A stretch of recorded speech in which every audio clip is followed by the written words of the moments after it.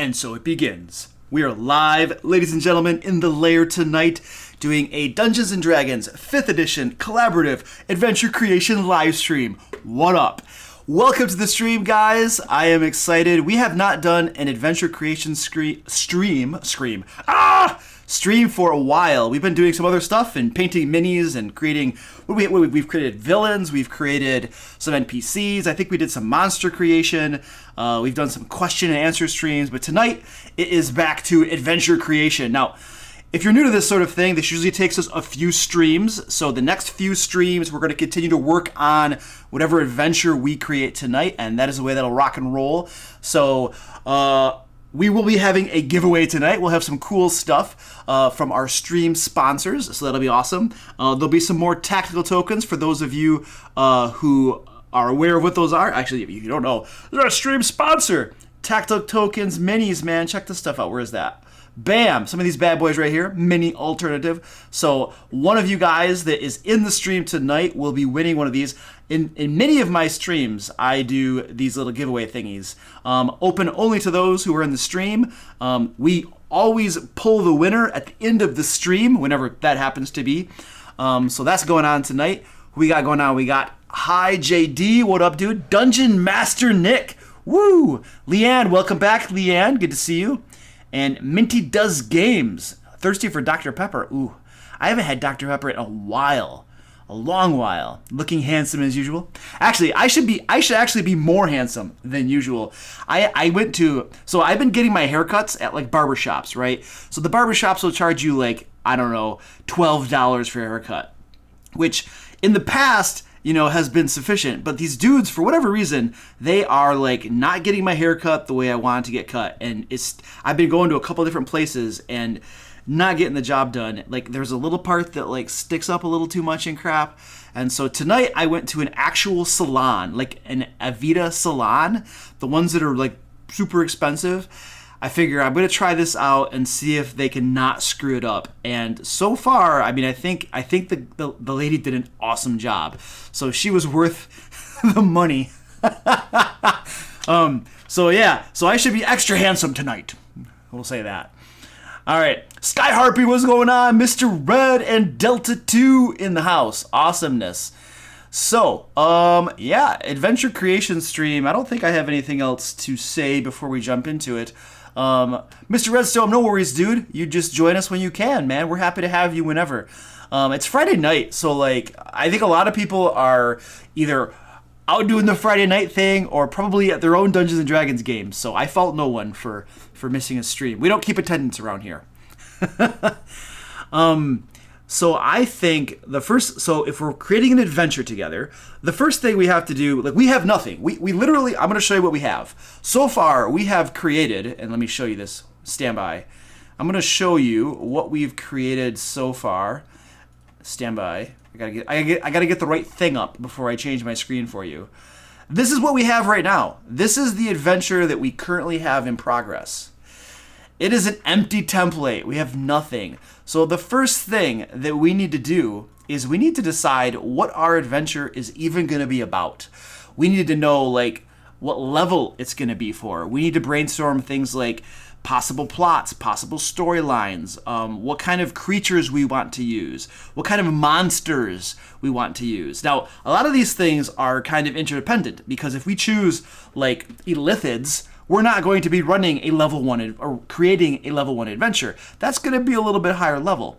And so some of these are a little intertwined. So the first thing here is we need to like start brainstorming ideas here. And obviously there's going to be lots of ideas, you guys, and this is all up to you, by the way. I don't come up with the ideas around here. I just do the typing, right? I coordinate the chaos a little bit, and then we come up with something together. So yuan-ti is cool. There are lots of yuan-ti in Volo's Guide to Monsters. I love yuan-ti.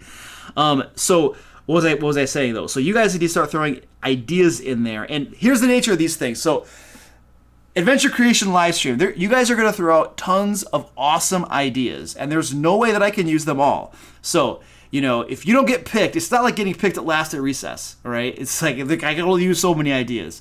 So I will pick whichever one I find to be the most interesting or have the most promise or whatever. Sometimes I roll dice, but usually I just pick one. So one that I think is cool. So if you don't get picked, it doesn't mean you're not cool. It just means you're not as cool as the other guy. Well, that still makes you feel kind of bad. All right. Underground delving adventure. I like underground. Well, actually, stand by because I forgot to say something. We actually have a map tonight that we're going to be using. And the map was generously provided by Epic Works Studio, which is actually right there on your screen right there. That dude right there, Justin, is my man. He gave me a map that we're going to be using tonight to create an adventure based on. So I usually start with a pre-made map and then we create an adventure for it. That way we don't have to spend a lot of the stream with me like making the map, which is just kind of tedious sometimes, right? So let me show you the map that we have for tonight, because the map might influence what we want to do. I don't think it has to by any means, but it's good looking at it. So let's take a look at our map. So here's our map. It is supposedly a crypt. It does not have to be a crypt, and besides which, even if it was a crypt at some point or another, anything could be inhabiting it currently. Okay, so, but there's your map. I'm going to look at the chat now and see what ideas we got going on here. JD was supposed to help one of his friends move. Well, lucky for you that fell through, because helping people move is not fun. Like, your back is sore for a week afterwards, and you're like, why did I help him? I mean, should I have just come up with an excuse instead? Gold Tooth, I'm glad you could make it. You want to incorporate a grandma's locket into the adventure? We might be able to. I hope it's a heist. I've always wanted to DM a heist. It's probably, I mean, there's going to be treasure in it. And the adventurers are probably going to break into the dungeon and kill things inside and take the treasure. If that classifies as a heist, then we're in business. A dragon war between Threat and Faerun. Okay, so if it's a dragon war, what's going to be in this little dungeon? Notice that we only have a few rooms to work with. We don't have tons of rooms here. People framed as criminals trying to prove their innocence and the real perpetrator's adventure. Ah. Okay. Main villain is capturing rare magical creatures and absorbing their magical essence to get stronger and stronger. That, that actually, Sven, Silverman, that might actually fit in. If you take a look at this part of the dungeon right here, let's get some zoomy action. Aw, where's my zoomy action? There we go. This room right here has a bunch of little chambers that could easily be cages for things that are captured, magical beasts, it could be anything. Identity Crisis is in the house. What up, dude? Welcome to the stream. He's got the sword. What does that mean? Oh, that means heads will roll. Watch your steps around Josh, Identity Crisis. He knows how to use that sword, and he does not. He'll do some chopping. Just be careful. All right. What other ideas we got here? Party has to save a dwarven city in a mountain. Could be. And the entire adventure is an evil sorcerer who has been going around reviving dead gods to use for his big dead. I mean, yeah. And he's got the dead gods locked in these cells. Don't let him out, because holy crap, that'd be trouble. Forge, what up, dude? Welcome to the stream. And evil Groungkin. Ooh, I love Groung. And there are at least 3 or 4 different types of Groung in Volo's guide. So you have me interested, shyster. New on the channel. Welcome, Forge. Glad for joining. Thank you. Welcome. Congratulations for joining the channel. Hey, look at that, everybody. There's a new follower. There's a new follower. All right. Thank you for following. Who followed? Forge. Thank you. I had one dude who was like unfollowing me and then refollowing me so that music and my voices would play. Don't do that. yuan-ti Pureblood is creating purebloods for its master's kingdom. Oh, I love yuan-ti. Brood guards. Hey, look at that, everybody. Shyster. There's a new follower. Woo, Gold Tooth. Welcome. Thanks for the follow, guys. I have what is it called? I made affiliate. So I can get money now and crap like that. You can cheer. I don't even know how some of this stuff works. Look at that, everybody. Gold Tooth. Hey, wait a second. There's a new follower. Gold Tooth. Oh, there we go. Like when you do the follows, it causes me to dance. It's obligatory for me. What was I gonna say? Oh yeah. So I don't even know how I'm just learning how the cheering and what other things can you do? The subs and crap. There's a bunch of different stuff you can do on Twitch that I am not very, what do you want to call it, literate in, very well versed in. Oh, there's a bug. We'll just kill that bug. He conveniently landed right on my thumb for me to squish him. This is about the only dance I can do in a chair. You know what I mean? I could do some like, woo, some stuff like that, or I don't know, I could do something like this, you know what I mean? But like, I'm limited to like what I can do. I can't floss in a chair very effectively, you know? So there you go. A mad scientist layer. Ooh, that could be interesting. I like that. Hi JD's giving me his campaign ideas. What if your players watch my stream and get all of the ideas and then know what happens in your game? What do you do then? Just TPK so you don't have to do anything. Well, but then you don't play the game. It's like, all right, guys, you all TPK. Let's play Risk or something. Monopoly. Ugh. No, I'd rather play Risk. 5 XP. A warlock with an extremely rare disease, capturing people and trying to find forced sacrifices who have been experienced true pain and suffering in order to sacrifice them to an otherworldly being in exchange for his disease being cured. Interesting. Okay. So we have a warlock. An adventure about a cruel man who squished an innocent bug. That bug was on my thumb, I'll have you know. It deserved every moment of that squashing. So there's a something up here. We got you guys. I love the idea of yuan-ti and Groung. I like those ideas. How could we do something with Groung and yuan-ti? Like, seriously. There are lots of ideas here, but yeah, bugs are the true menace. We have to put some giant, what was that? I don't even know what that was. Let's pretend it was a cockroach, because that sounds terrifying. I hope I don't have cockroaches. If I find cockroaches in my house, it'll be a war zone here for a while I take care of that. I want to do Groung and yuan-ti. But there were lots of like plot ideas that were interesting. So what can we do with Groung and yuan-ti? So I think we have a couple monsters, we have a couple races, creatures, whatever, to throw in our dungeon. But the question is now, what can we do with them?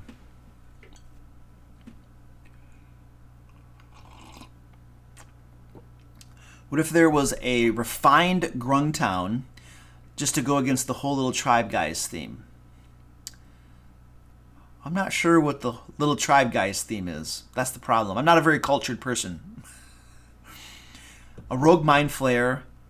I wouldn't mind throwing a random mind flayer in here. Perhaps the yuan-ti are holding a mind flayer captive. And then possibly, ooh, what is this? The yuan-ti has enslaved a golden ancient dragon. Maybe they could have like, a D&D campaign about Chrono Trigger? I don't know. I don't know what Chrono Trigger is. Again, see my previous comment about me not being cultured. Like, I don't know. You guys are talking. Is this pop culture? Because I'm horrible pop culture. If we play Trivial Pursuit, I'm going to pick like the history of South Africa every day of the week over pop culture. I will fail pop culture. And I don't even know much about South Africa. I just picked that because I'm better at it. What's a Groung? All right, so he wants to know what a Groung is. Let's take a look at a Groung, guys. I'm going to pull up some stuff over here. Stand by. Where's my stuff? Where's my stuff? I'm looking for it. I'm going to show you what a Groung is. There's that. And there's this. Rule books. Groung are in Volo's Guide to Monsters. And they are dun, dun, dun, right here. So these, ladies and gentlemen, come on, scroll, zoom that stuff. These right here are Groung. And I need to be able to like move it a little bit because, yeah, well, the overlay is covering up a little bit. I apologize for that, but you can still kind of see what these bad boys are. They're little frog people. They are small. They are evil. They're lawful evil little dudes. And Volo's Guide has... there's a standard Groung. And they come in the different varieties of them have... Well, this is going to be annoying if I can't get my... Hold on. Maybe I can just stand by. Let's do this. If I do, woo, that totally disappeared. There we go. That's a little better. We'll do that. That way we can see this stuff. The different colors represent different castes, or casts, I should say, of Groung. And basically, the way I've always figured it is the normal standard Groung is the brown one. The elite warrior, which CR is that? Is the CR2. I would say the CR2 one is probably going to be the red one. And then the Groung wildling, which is the CR1, could just be the green one. That's probably how I would classify them. And that's all we have for the Groung. So there are 3 different types of Groung. So how do you follow? I think, so, okay, I'm not good on my Twitch etiquette, but stand by. I'm pretty sure there is a crown or something up above. I think there's a crown up above the stream somewhere. Oh, wow, that's the Infinity Wars. Just kind of get sucked right in. It doesn't stop. It just keeps going. Get us out of there. Holy crap, that was crazy.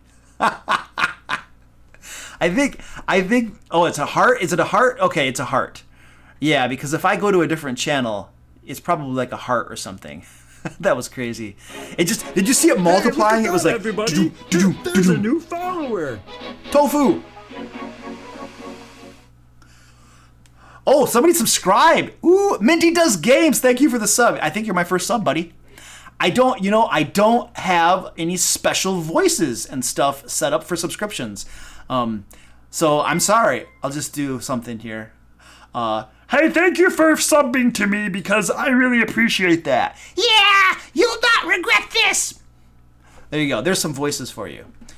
Yeah, it's a heart button. A heart button is the follow button up above. It should be somewhere on your screen. It's a heart button. Hi, JD. Hype, hype, hype. What up, dude?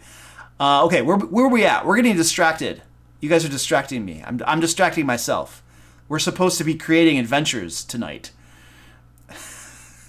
Just like, okay, Groung. We have established that we are creating Groung. All right, where's my desktop? Here we go. We're gonna write down some Groung. Groung. And the way I do this, what I'm creating, we're gonna have to name this adventure too, by the way. Okay, Identity Crisis. Thanks for the host, buddy. We're gonna have to name these Groung. I want to pull this up. I'm gonna put this on my other screen so that I can kind of reference it a little bit. What I do, I mean, this is all just for my own benefit, but a lot of times when I create adventures, and since I'm going to be providing this to you all after we're done, and for other people to download and use, and I'll probably put this over on my site so that anybody can use this stuff, I'm going to put in a bunch of metadata here on these Groung so that other people can find them and know what they can do. So this is Volo's Guide to Monsters. It's on page 156. It is a CR 1/4. And it is worth 50 XP. So we're going to have some of these Groung in the game. So I'm going to just throw these bad boys into my adventure. This is so what you're looking at right here. When I develop a more elaborate adventure that takes me a little bit more time, this is how I do it. I have a Word document. I usually do a map on graph paper. But I also have a version of an adventure that I just purely write on grid paper. Like all the information just goes on a piece of grid paper. And that's like my fast prep. But tonight we're doing a little bit more involved prep and documentation of what we do here. So we have a Groung Wildling. Fool's Guide to Monsters 157. It is a CR1, 200 XP. And then we have a Groung Elite Warrior. This is Volo's Guide to Monsters 157, CR2, 450 XP. All right, now here's the thing. Check this out. This map that we chose, we picked 2 different creatures that may or may not normally tend to work together. We have Groung and we picked yuan-ti for our adventure. Now the map that we're using is what I wanted to show you. The map that we're using, and let's get some zoomy action. Zoom it out. Woo! The map that we're using here, if you notice, it actually has, there are actually 2 main areas to this map. I'm imagining this right here is the entrance. Okay, this right here is the entrance. If you can see my mouse doing the little circly wamaju right there. Wamaju. I just made up a new word. This is the main area right here that the players will come into. But this entire upper area right here is completely obscured by secret doors. And the only way you're going to get into this area is through secret doors. So I can imagine, I'm just spitballing here, but what if we put the Groung in that lower area that the heroes will originally come into. The Groung are a pretty low-level creature, right? So they come into there and they find the Groung. And then if they search and find the secret doors, the yuan-ti are all up in that upper area, okay? And that's how these two sorts of creatures kind of coexist. We can say in a way that the yuan-ti might actually employ the Groung to kind of as guards in the outer chambers or whatever, so that people don't disturb them. Which begs the question, what are the yuan-ti doing? So we have two creatures identified. What is our plot? What is the situation? We need to know what bad thing. Yes, the main villain is an abomination trying to become an anathema. Yes, let's do it, buddy. Let's hook that stuff up. I actually made a one-shot for a convention I ran at last year. Was it last year or the year before? It might have been the year before. And that was the plot of the one-shot. So what are the yuan-ti doing? Why are they squirreled away? Why are they hiding? All right, I'm going to get caught up in the chat a little bit. A hag. Woo! Yep, a hag's cool. If there is room for a hag, we'll squeeze her in, but we've decided on our two main creatures. And we have a very small dungeon here. So we're not gonna be able to squeeze in too much. Shyster, Emerald, Exalti? Cool, welcome. He's telling me who he is on YouTube. Awesome. Cool, Minty does games. He's using his Twitch Prime free sub for him. Thanks. Yeah, I'm glad you find the videos helpful, buddy. That makes me feel good. Yes, I got affiliate, Josh. I got affiliate in under a month. Yeah, so that's pretty cool. Now I can make, what do you call it?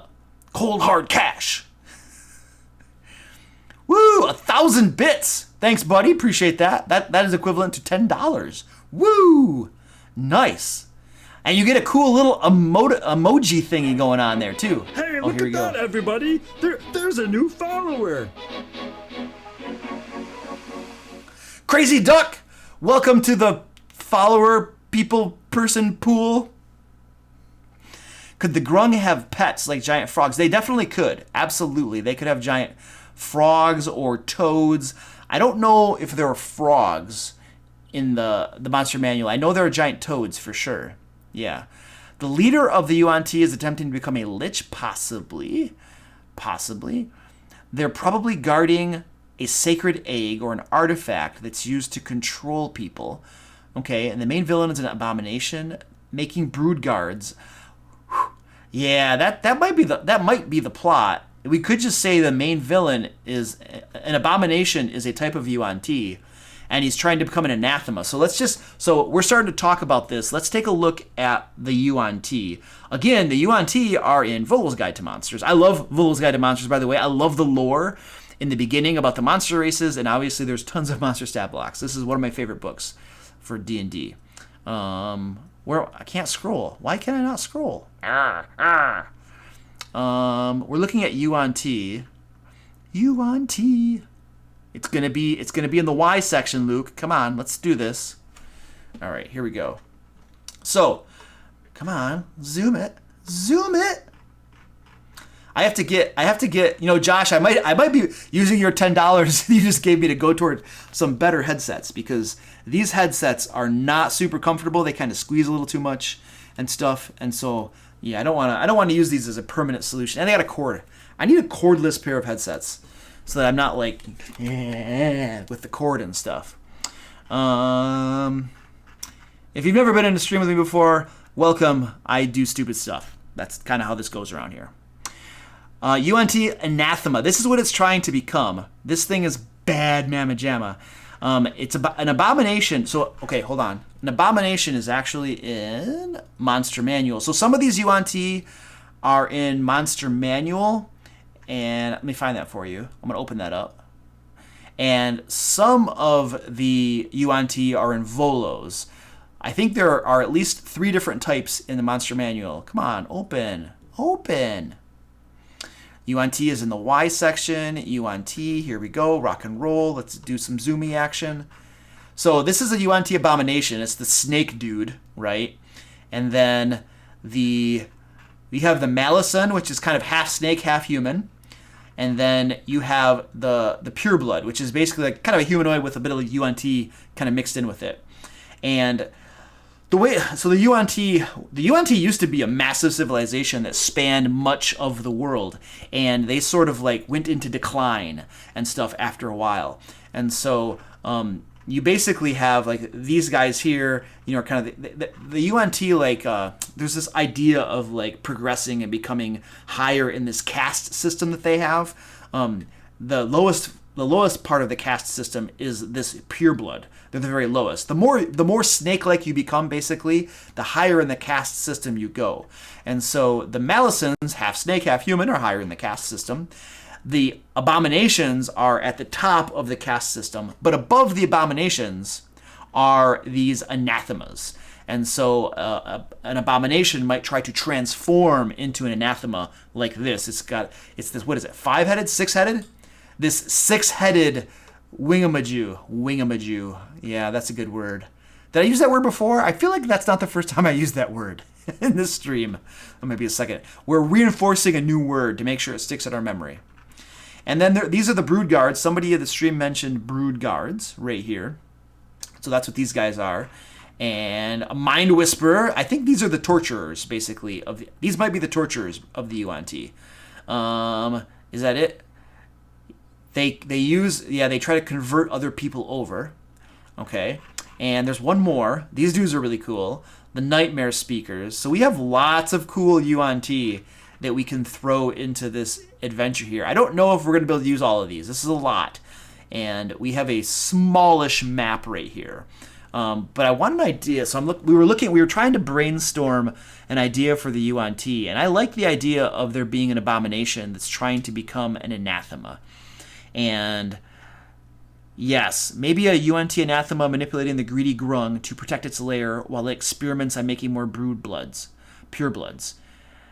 Yeah, maybe we start out with an anathema. Because if we start out with an anathema is a CR 12. That's really high. We'd be making a high level adventure if our big bad boss was a CR 12. And the Groung would just be like pathetically weak to just for the heroes to just kind of roll over, you know.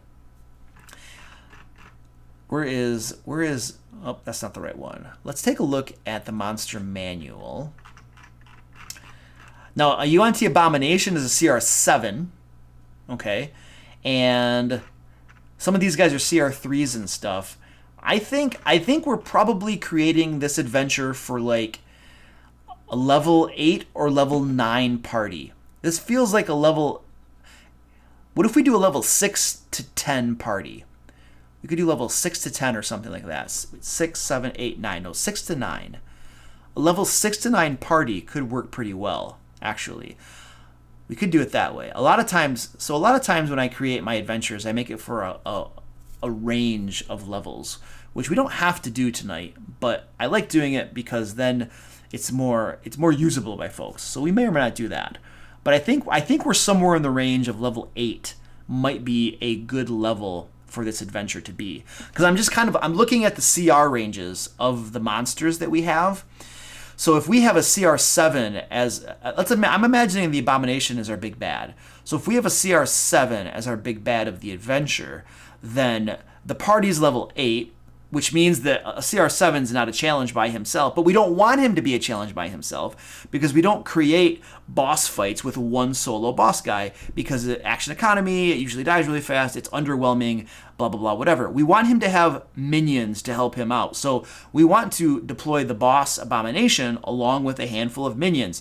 Now the minions are probably going to be maybe a couple of these Malison types. We might have one of the minions be one of those like mind whisperers or this lady right here, the nightmare speaker.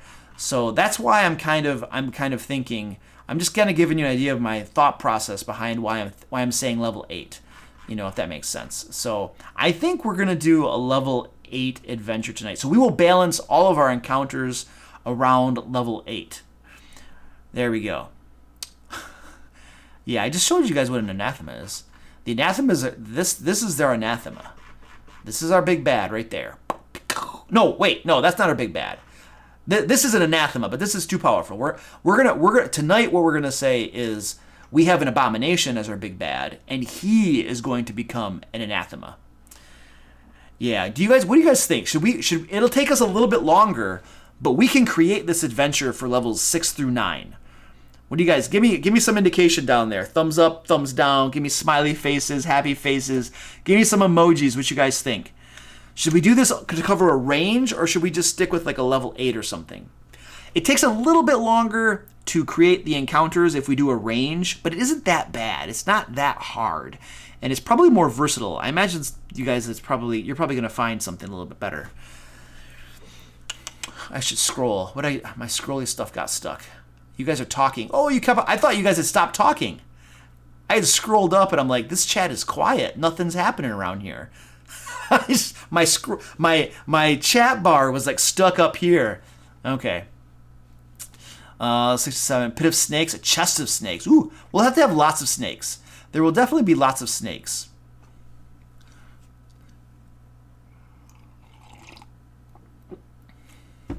All right.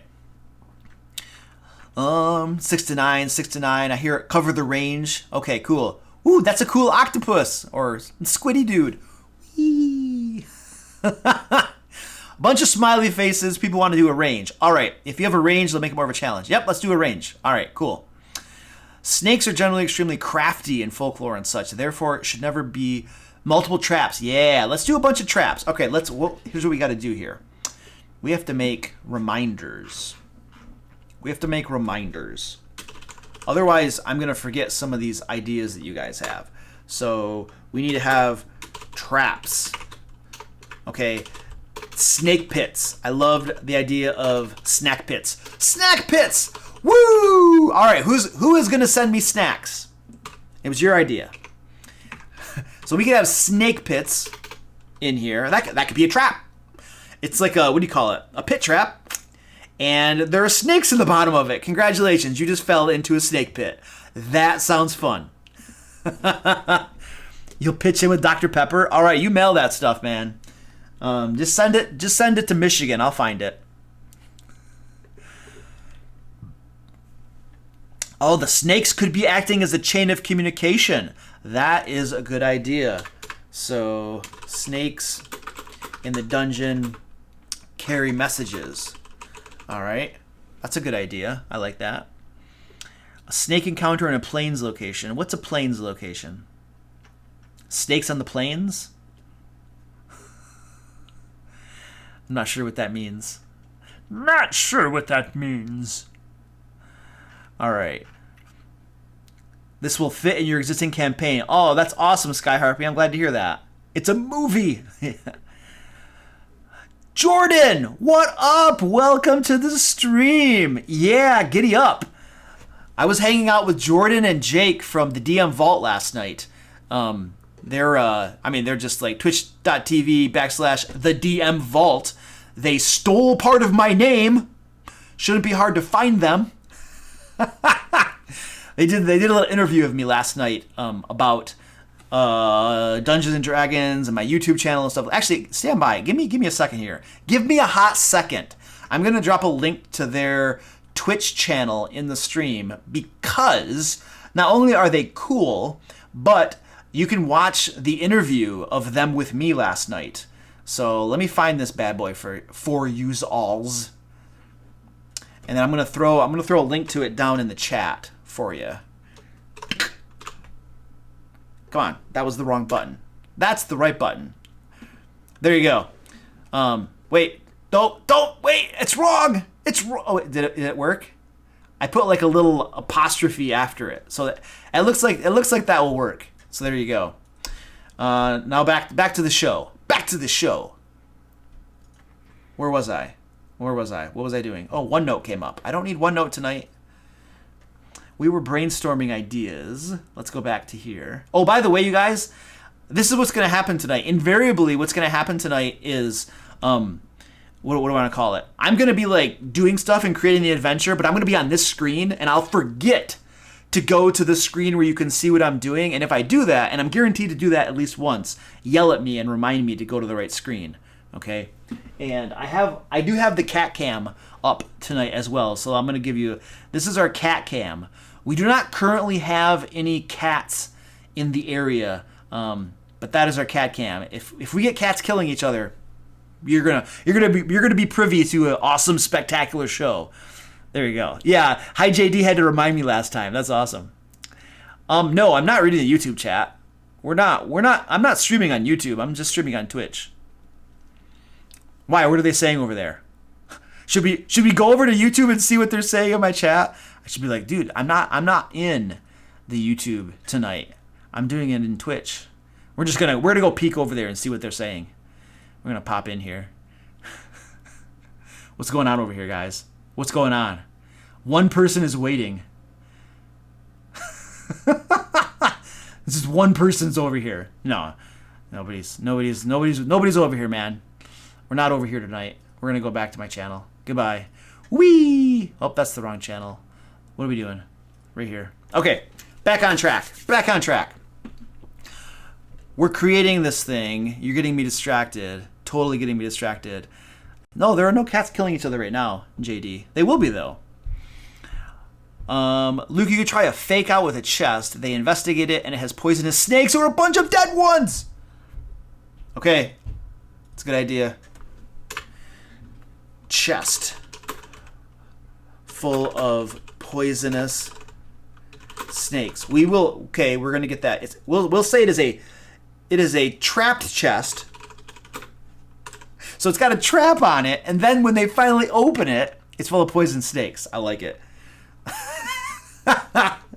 We could have a treasure room with like 3 chests in it, right? 2 of them are real treasure, and the third one is trapped and has poisonous snakes in it. There you go. I like the fake out chest idea. Okay. Whoa! In Europe, there are road signs with frog crossing on them. Frog guts are very slippery and can make a car slide and wreck. Whoa! There should be part of a hallway where there are squashed Groung that makes the floor very slick. Oh, that's okay. I'm copy pasting your idea into our reminders here. You guys are like generating lots of cool ideas. And if I don't copy them down, we're going to lose them. We have to start actually creating something at some point. Brainstorming cannot continue forever, but this is very productive, I feel, right now. Mini encounters, traps. Yes, there are lots of traps. That's sad. Buffering. Don't buffer. Don't buffer. Oh, wait. Scroll. Dun dun dun dun. Nice. Yeah, if I don't see something, you might have to say it a couple times. Don't be too spammy, but I might miss stuff. Ooh, they should have to figure out a way to cross a pit or big area filled with sleeping or extremely poisonous snakes. Okay, maybe we could do something like that.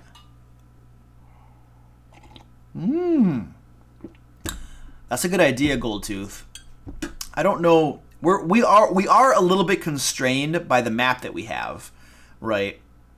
But we could put like little arrow slit holes in like this room right here, and then there could be some enemies in here that are shooting at them, right? So that's a possibility.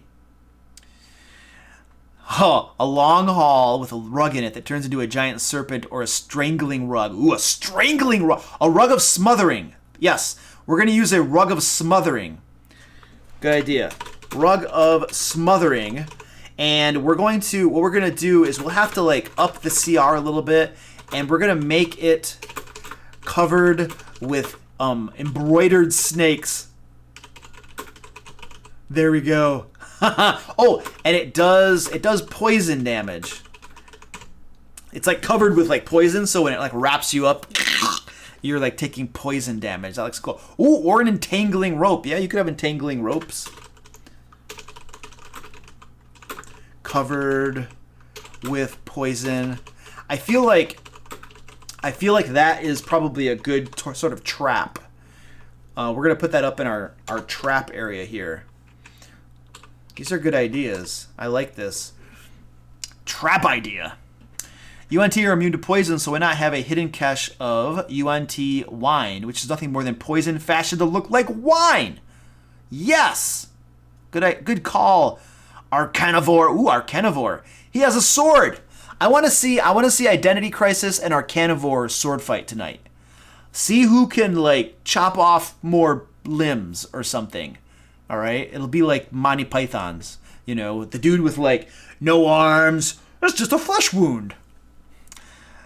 That was a good idea. What was the idea? Yes, the yuan-ti poison wine. I like that idea. Whoops, I did not copy paste you properly. Hold on a second. That should be somewhere though. I like that idea. All right, cool. I love it. Yeah, I will wield the sword wisely as your shirt suggests.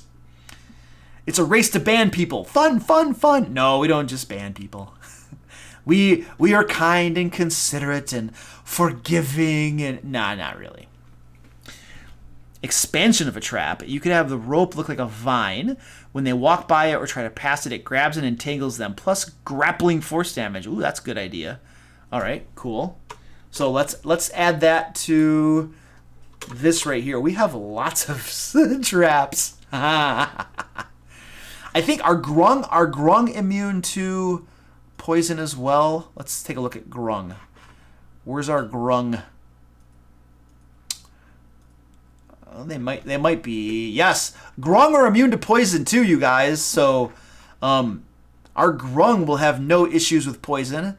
And our yuan-ti are immune to poison, and so yeah, dude, we got that. That's a pretty good like synergistic combination we had there, and we didn't even try that. So there we go. All right, I'm gonna do a thing, guys. I'm starting to like beat up with sweat just a little bit because it's kind of warm down here, and you guys are all making me nervous because you're all staring at me. Stop staring at me, thank you.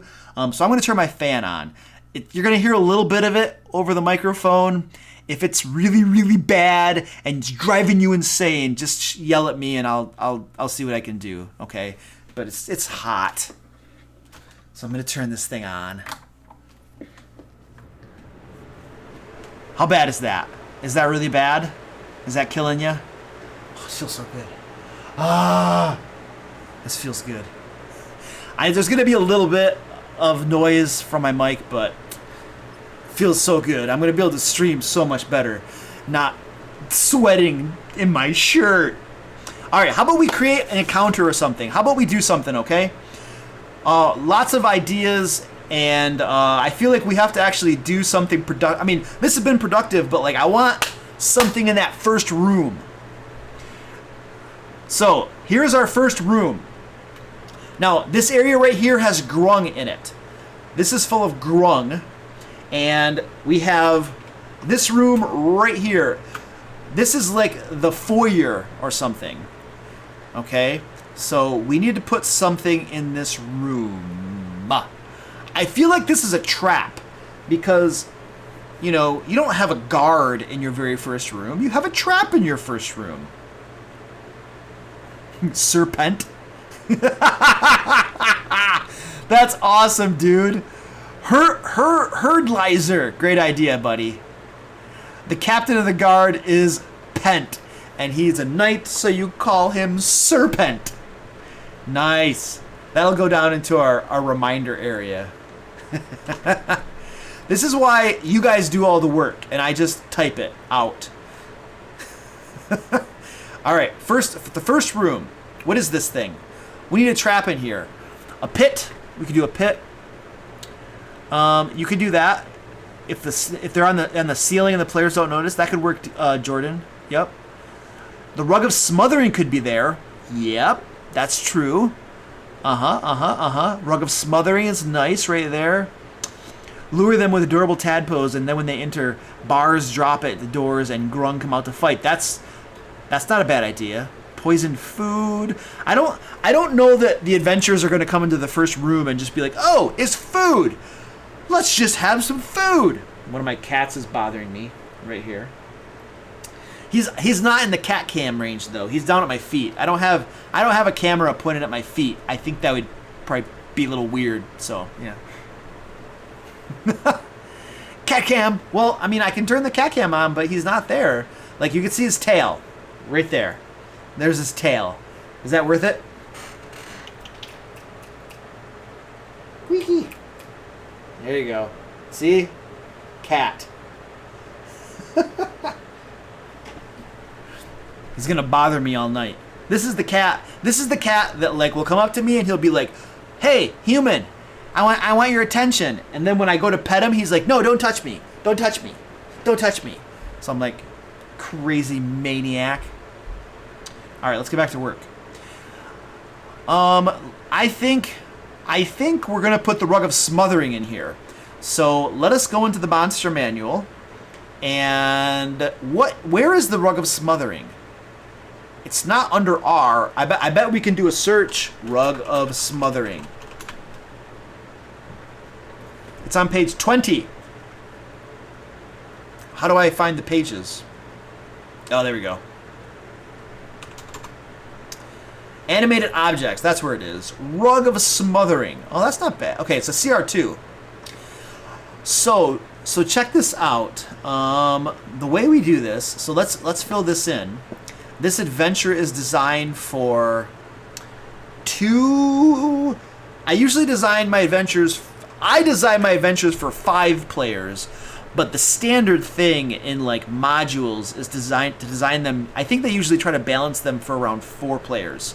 So we're gonna balance the adventure tonight for 4 players.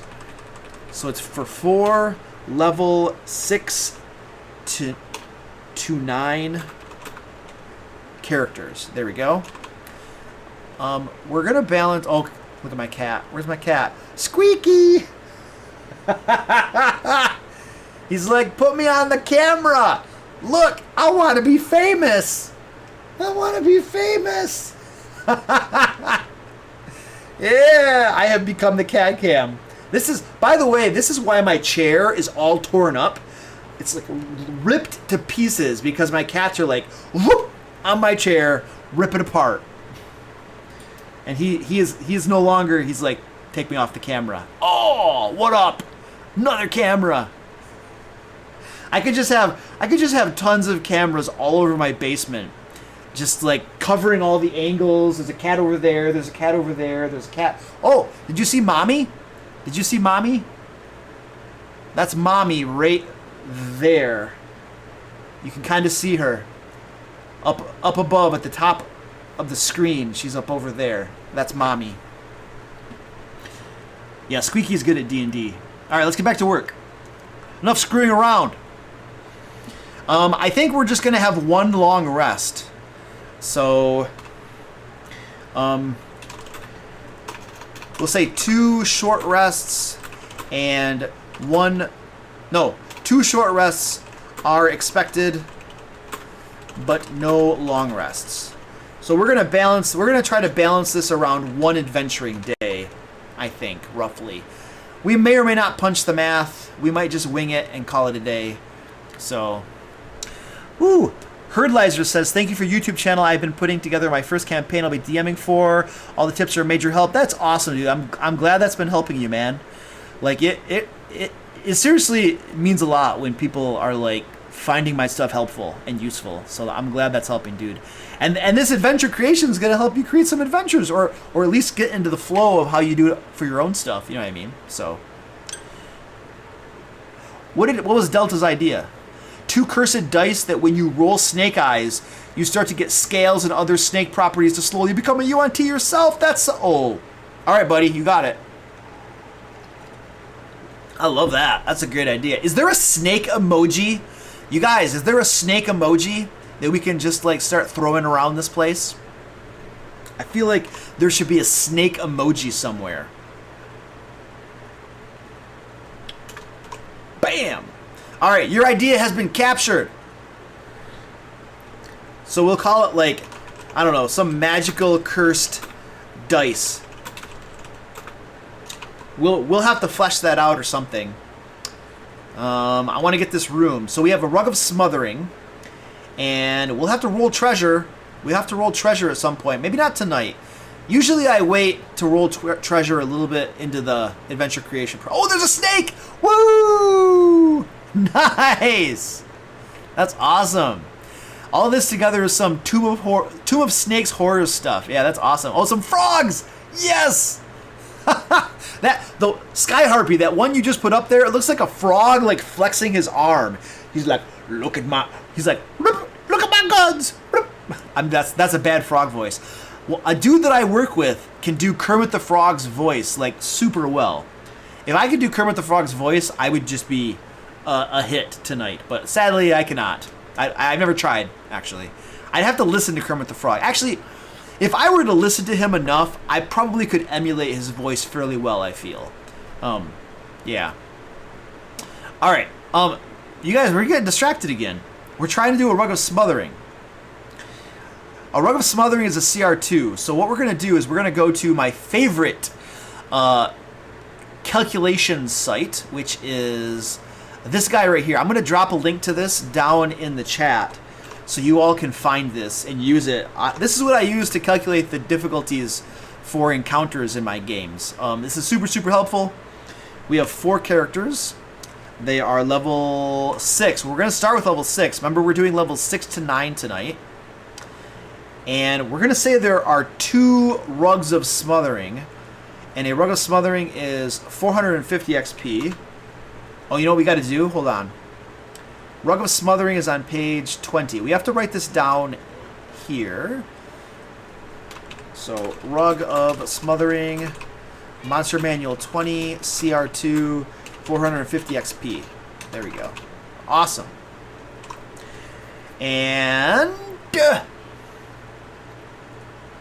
we were calculating it. How many of these could be in that area? Where's my thingy? There we go.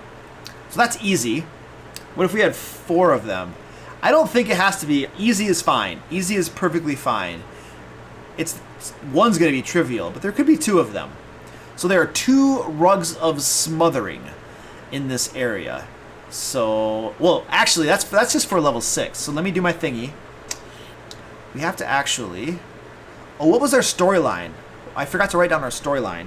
So our basic idea of a storyline is there is a yuan-ti, a yuan-ti abomination trying to become an anathema.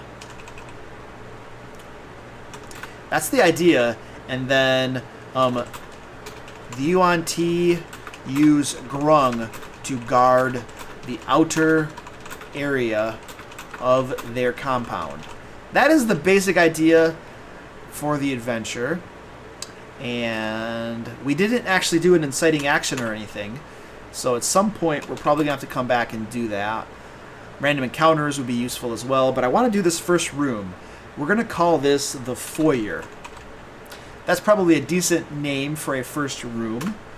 So this part of the map right here is going to be called the foyer. And I'm going to get... That is way too big of a text.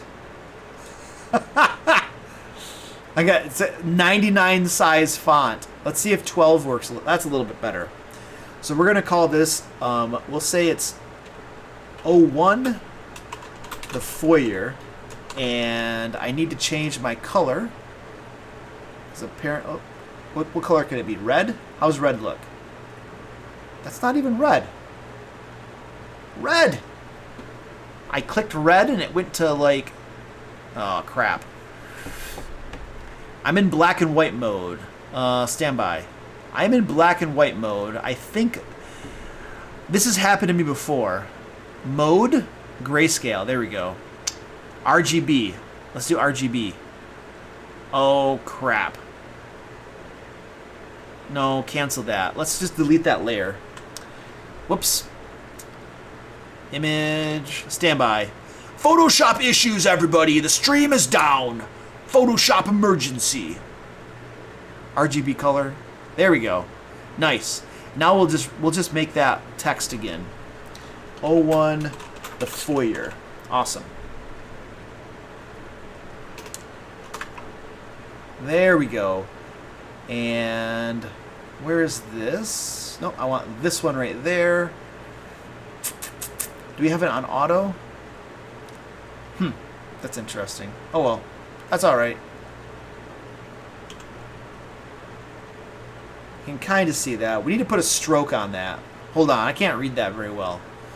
Let's throw a stroke on it. This is Photoshop 101, ladies and gentlemen. Photoshop 101. We're going to add a stroke to this bad boy. A black stroke. It should be a white stroke, I feel.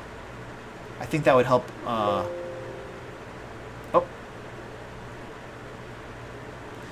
There we go. That works. And I don't think the size needs to be quite that big. There. And then let's move it up a little bit. Right there. Nice. Awesome.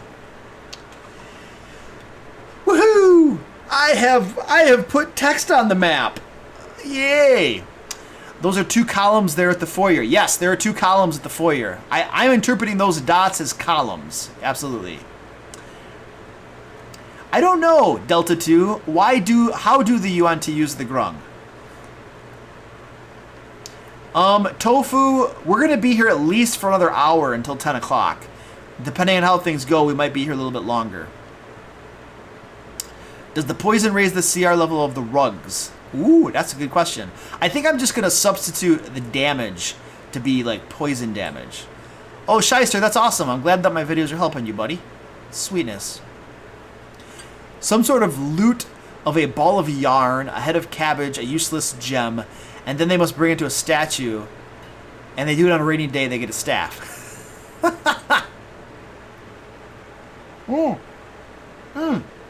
What was that? Somebody had an idea for serpents coiled around the columns. Oh yeah, that's a good idea, dude. There are 2 serpents curled on the column so they look like part of the design that attack once the rug does. That's a good idea, dude. Let's find some serpents. These are going to be snakes.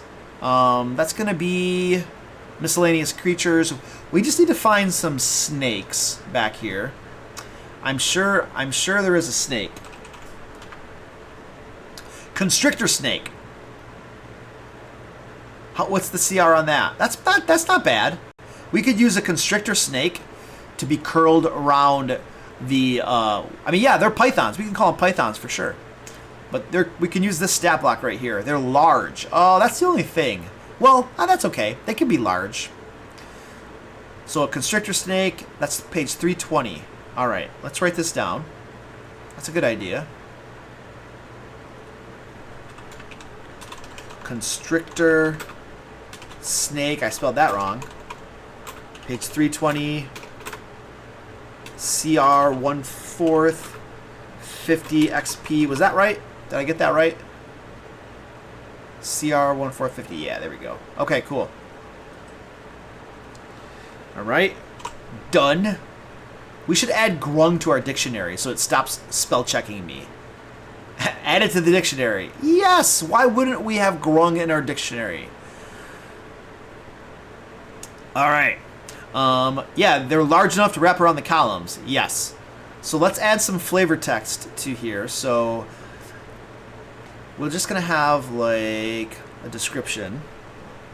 So it's not flavor text. It's a description. We will say. I think I have read aloud text set up. Where's my read aloud text? There it is. Okay. The entrance to the compound is marked by a stone door. Is it double stone doors or just one? Double stone doors. There are 2 of them. So by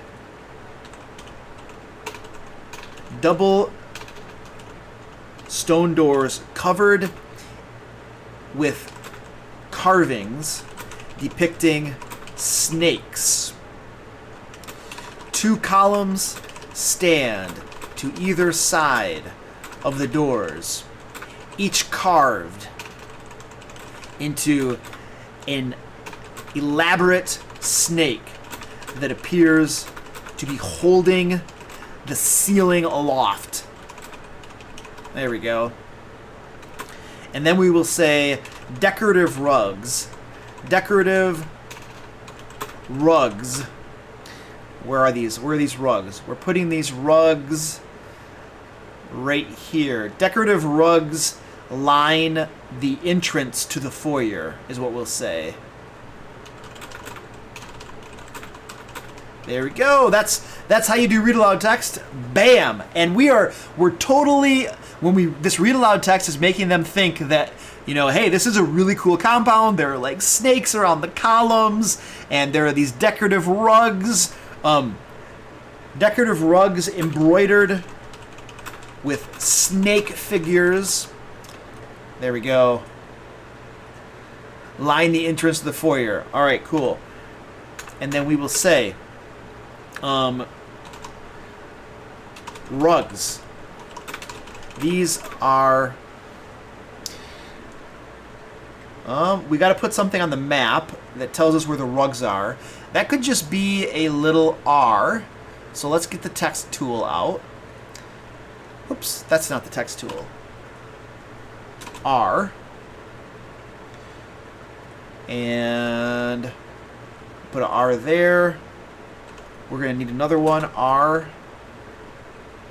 So there are, we could say there are two. What if we just had one rug? Yeah, let's have there be one rug and then a couple snakes. So, just one rug in the middle there. And then when they step on the rug and it attacks and smothers them, then the snakes will uncurl and get them. So we're going to change this to just be one rug.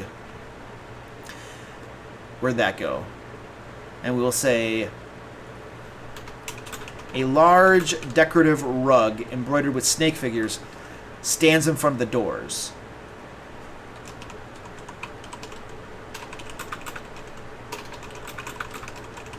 I don't always do read aloud text for the adventures I create, by the way. We're really just doing this because I'm planning on making this available for people to use, and I want it to be as useful as possible. And I feel that read aloud text is useful. Even if you don't use the read aloud text in your game, it at least helps set the scene for you as the dungeon master. So that's true. Those snakes could have gems for eyes that stun or hold a person. Yeah. That's like a trap. That could be a trap like later on in the dungeon or something. Or we could put it here as well. That would increase the challenge rating of it too. That we might do that right here.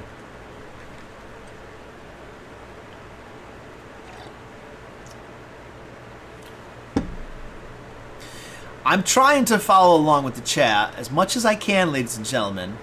But typing requires me to look over here. So I'm doing what I can. So rug. This is a rug of smothering that does poison damage instead of, what would it be? It's probably like bludgeoning damage or something. Where's our rug of smothering? A rug of smothering normally does, yeah, it's like bludgeoning damage. It's got to be, right? It doesn't even say. Yeah, bludgeoning. It's bludgeoning. Okay. Instead of bludgeoning damage. All right, and then we want to say columns. These are actually, what do we call those? Constrictor snakes. Constrictor snakes. These are actually, we'll say, two constrictor snakes. Two constrictor snakes. Let's modify these constrictor snakes just a little bit, and let's say each snake can use its gem-like eyes to mesmerize a PC once per long rest. PCs targeted by this effect must make a DC 13 Wisdom save or be affected as per the hold person spell.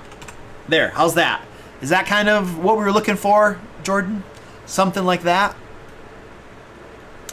All right, I'm gonna read the chat a little bit. Does anyone know how many DMs are contributing tonight? Well, how many people are on the stream right now? That's probably, let's see. Stand by. I'm gonna go to here. We have 26 people on right now, so I'm gonna assume that some of you are dungeon masters. That's my guess. Who is a dungeon master? Give us a shout in the chat if you are a dungeon master, or yeah, if you have a dungeon master at least once in your life, you are a dungeon master. A DM means a drunk master, right? Maybe. By the way, guys, we're doing a giveaway tonight. If you're just joining us, we're doing a giveaway tonight. We're going to be giving away, this is actually a good opportunity to give a plug to our sponsors. We're going to be giving away some tactical tokens right here. Thank you to my bud Dave for hooking us up with these bad boys. 20 of these things right here. And if you want to buy these on your own, you can get 10% off with my promo code, the DM Layer, over at tacticaltokens.com. And we're also, let me show you the dude who gave us the map for tonight is Epic Works Studios. You can get more of his maps over on DriveThruRPG. I will throw a link to his stuff right here in the chat for you. A lot of you guys, you can get his maps for free. Well, they're pay what you want, so you can kind of contribute whatever you feel like you want to him. And then those are the low res maps, which are still pretty good. And then the high res maps are a little bit more. You have to pay a little bit more for them. But check these maps out. I wanted to show you this to you guys because this is one of his PDFs that's available for purchase. He has a map in it, right, which is a pretty cool map to begin with. But then he gives you like a basic story to go along with it. So some ideas to get your juices flowing for you to actually make the map. And the same thing here, the Prison of Azrazis or something, you know. And then you have, so this is a dragon apparently, but there's some story here to get you kind of going. And so these are really cool. So go check him out. Throw some support over to him. He's the one that donated this map that we're using tonight for the stream. So there we go. And what I want to do now is actually I want to hook you guys up. Let's get going on the giveaway too. Let's go ahead and go sign up for the giveaway. What you're going to need to sign up for the giveaway is a secret password. Like there's a link down in the panel. One of the panels down below in Twitch has a link to the giveaway. It'll literally say something like giveaway or something. I forget what I called it. But it's down below in one of the panels. You can find it. And you click that, and it's going to take you to the Gleam interface where you can enter the giveaway. And there are various things you can do. What is it called? Yeah, it's called giveaway. Just click that bad boy, and there are different things you can do to enter the giveaway to get more like points or something to increase your chances of winning. But what you need to know is you need to know the secret password for the giveaway. So but it should have a link. Yeah. The secret password is going to be, we'll make it up. It's going to be yuan-ti. Yuan-ti. So you have to enter that in to enter the giveaway. So go ahead and throw that in there. And we're going to pull the winner of the giveaway tonight at the end of the stream. And then I'll get you guys, whoever wins it, I'll get you hooked up. And I'm also going to we're also going to be giving away a copy of the map we're using tonight as well. Justin told me that he would hook somebody up with the map as well. So you'll get a high-res version of tonight's map, which you can't, there you go. You'll get a high-res version of this. He will hook you up with that too. So that is that. So enter that bad boy, and we will continue creating stuff.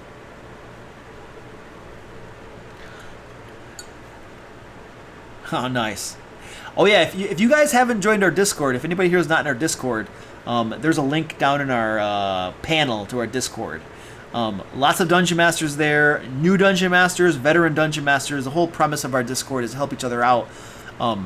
You guys are just helping each other out over there, and it's really cool. So yeah. All right, you guys ready to go? TPK, let's add some poison gas to the foyer. Yeah. All right, cool. Back on track. I had a what do you want to call it? This cat, I'm telling you, Squeaky is down here bothering the crap out of me. He won't stop bothering me. We have to do the challenge rating for this. So what I have is a quick part for creating my monster blocks. And so basically what I do is I have a table that I use to create the different numbers of monsters. So we have a level 6, we have a level 7, a level 8, and level 9. So what we're going to do then, the way I use this table, is there are 2 creatures in this encounter. We have a Rug of Smothering, and we have Constrictor Snakes. Constrictor Snake. I can't spell. I need to go back to elementary school. I've been a dungeon master since elementary school. That's when I stopped learning. And the Constrictor Snake, what is the CR on the Constrictor Snake? 50. So what we're going to do is we're going to go into this guy here. We're going to add a row. And we have a couple Constrictor Snakes. And we have 1 Rug of Smothering. This is trivial. So this will be kind of a joke. They're going to it won't be very hard because we're going to be, the party will be fairly high level. What can we do to spice this up? How can we make this a little bit more challenging? This encounter... Oh! I didn't change my screen! Oh, look at that. I told you that would happen.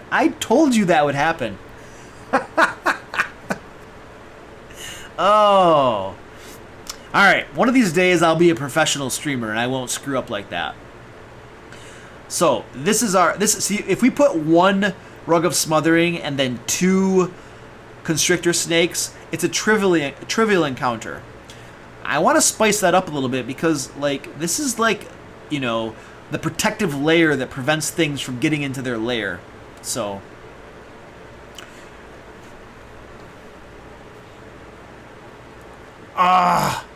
ideas. How can we make this more challenging without increasing numbers?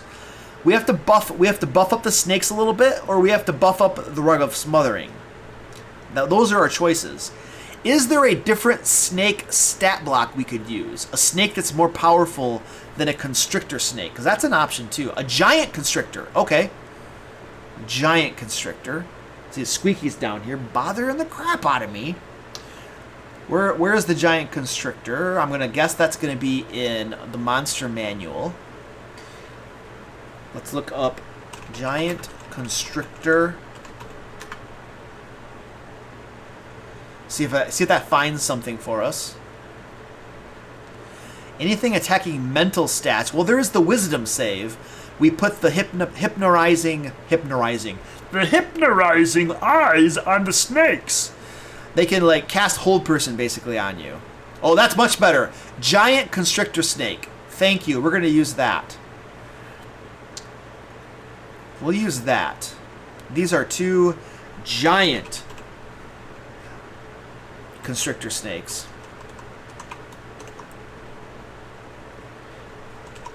Though they are only size large. We have to make them a little bit smaller because otherwise they will not fit on our map. Each of these squares is 10 feet, by the way. If these things are huge, they're not going to fit. So we're going to make them large. That way they fit in one of these 10 by 10 squares. Otherwise we have a space problem. All right, now we're in business. So let's go back to here. Let's remove that row. We have 3 of these. We have 1 Rug of Smothering and then 2 Giant Constrictor Snakes. Then we have a medium encounter, and I'm happy with that. Awesome, for level 6 at least. So let's go back to our chart. We have 1 Rug of Smothering, and this is a Giant Constrictor Snake. We have 2 of those, and it becomes a medium. And then we can fill in. I'm gonna show you. I'm gonna explain this to you so you at least know why I have this here. But I'm not gonna fill this in for every one of these because then we just become pencil pushers. But where did that go?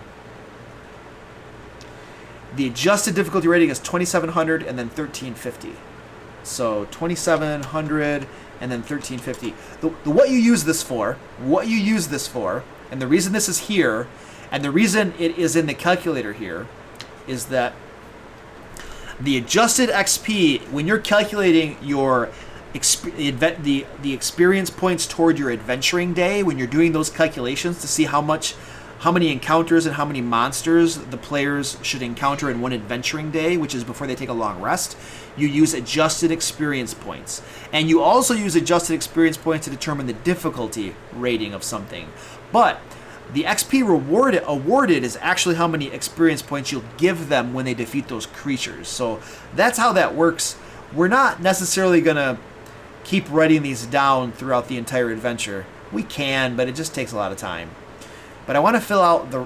Whoa, what happened to my screen? Oh, there we go. I want to fill out the rest of these. So if we make this a character level 7, it becomes... Hey, look at that, everybody! White Wolf! There's a new follower! Thanks for following, White Wolf. Welcome to the lair. If we make it a CR7, it becomes an easy encounter.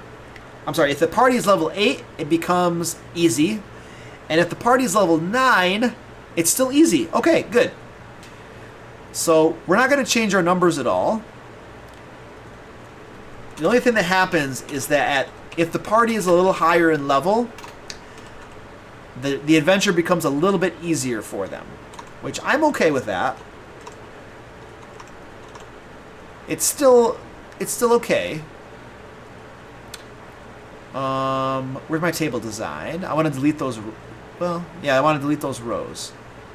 Delete row. Delete row. There we go. So there's our first encounter. Awesome.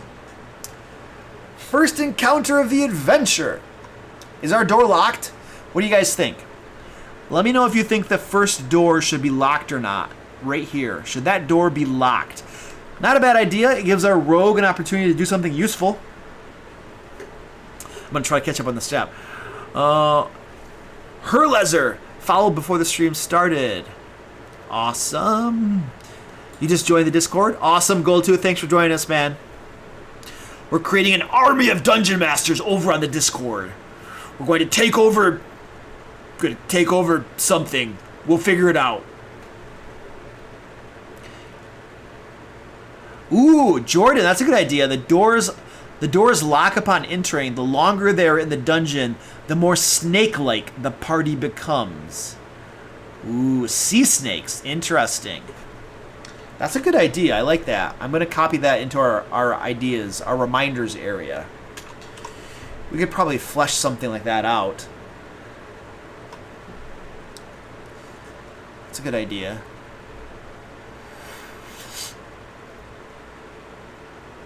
Trying to get some ideas here. I like the idea, but I would put in a snake. I would put that room inside a shrine room, where the poison gets more toxic over time, till the fight is completed, making it so the party needs to destroy the snakeheads, spewing the poison smog into the room while fending out the attackers. Whoa! What is going on?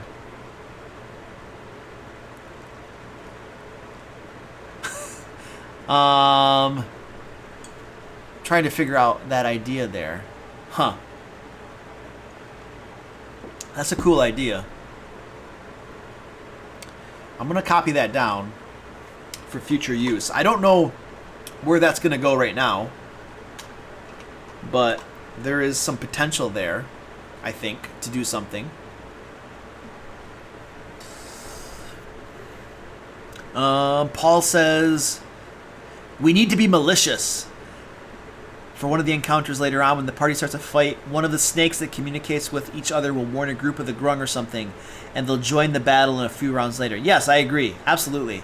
We should definitely have some encounters that are like, you know, what do you want to call them? They have waves. So they start fighting one group, and then another group arrives, like 1 or 2 rounds later. Absolutely, we should do that. And using the little snake messengers is a good way to do that as well. Locked. Everybody, okay, so everybody wants, we'll take over Texas. Yes, let's take over Texas. What's in Texas? Barbecue! Doesn't Texas have a lot of good barbecue food? Am I making that up, or is that actually a thing? Because I love barbecue. Oh my gosh. Oh, now I want some barbecue. Yeah, you gotta have it locked. Okay. My favorite D&D weapon is the Mind Flayer. Alright, we'll make this locked. So, where is this?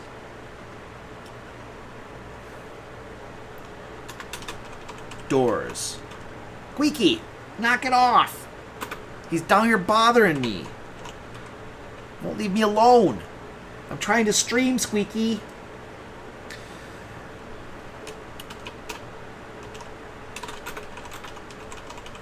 What should the DC be? We're dealing with a level 6 to 9 party, so they can be picked with a DC, let's say 15. 15 is really easy, right? Well, that's not super easy. That's not unreasonable.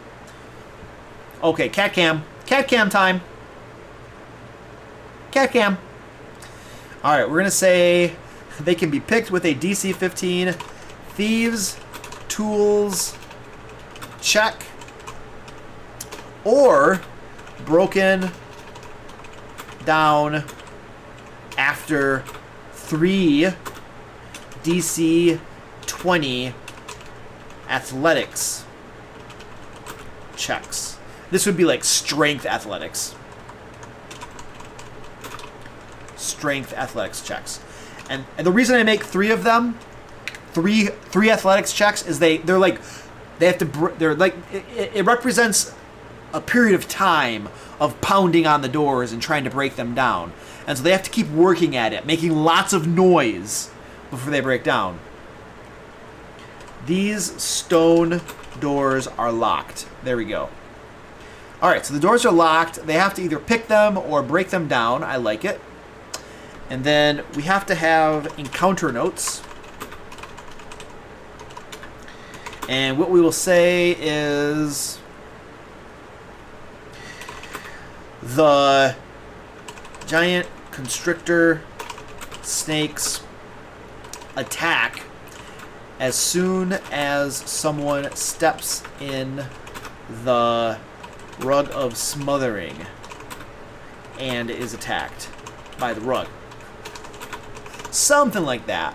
There should be a chance to spot the giant constrictor snakes, I feel.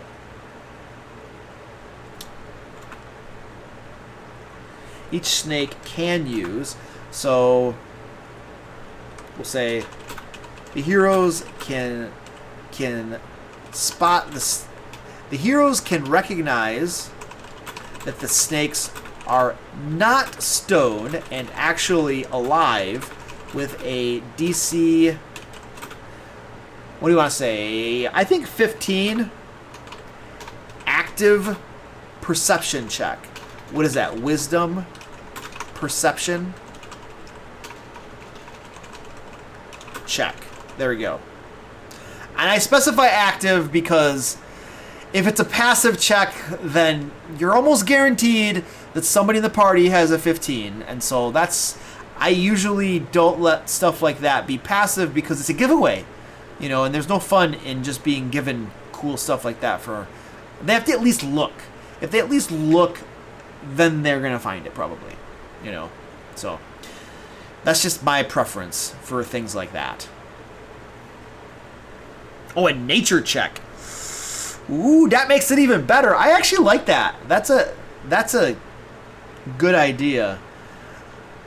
Let's actually make this a DC 20 perception check or a DC. Let's make it a 13. No, let's make it a 15. Intelligence nature check. That's a good idea. So they got 2 options. One's a lot harder and one's a little bit easier if they're good at nature or whatever. Oh, okay. So a reason for coming in is the serpents are hunting the cattle of the village nearby, so the party will follow the lines in the ground. That either means the bodies were drugged or that there will be serpents. Okay. Yeah, let's say that. That's a good idea. We haven't actually had a reason for anybody coming nearby. The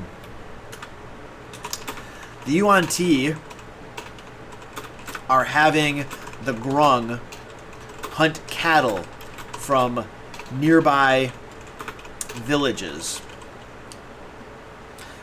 for their for their food. There we go. The Groung have to drag the cattle back to their compound, leaving fairly obvious trails. It's reasonable.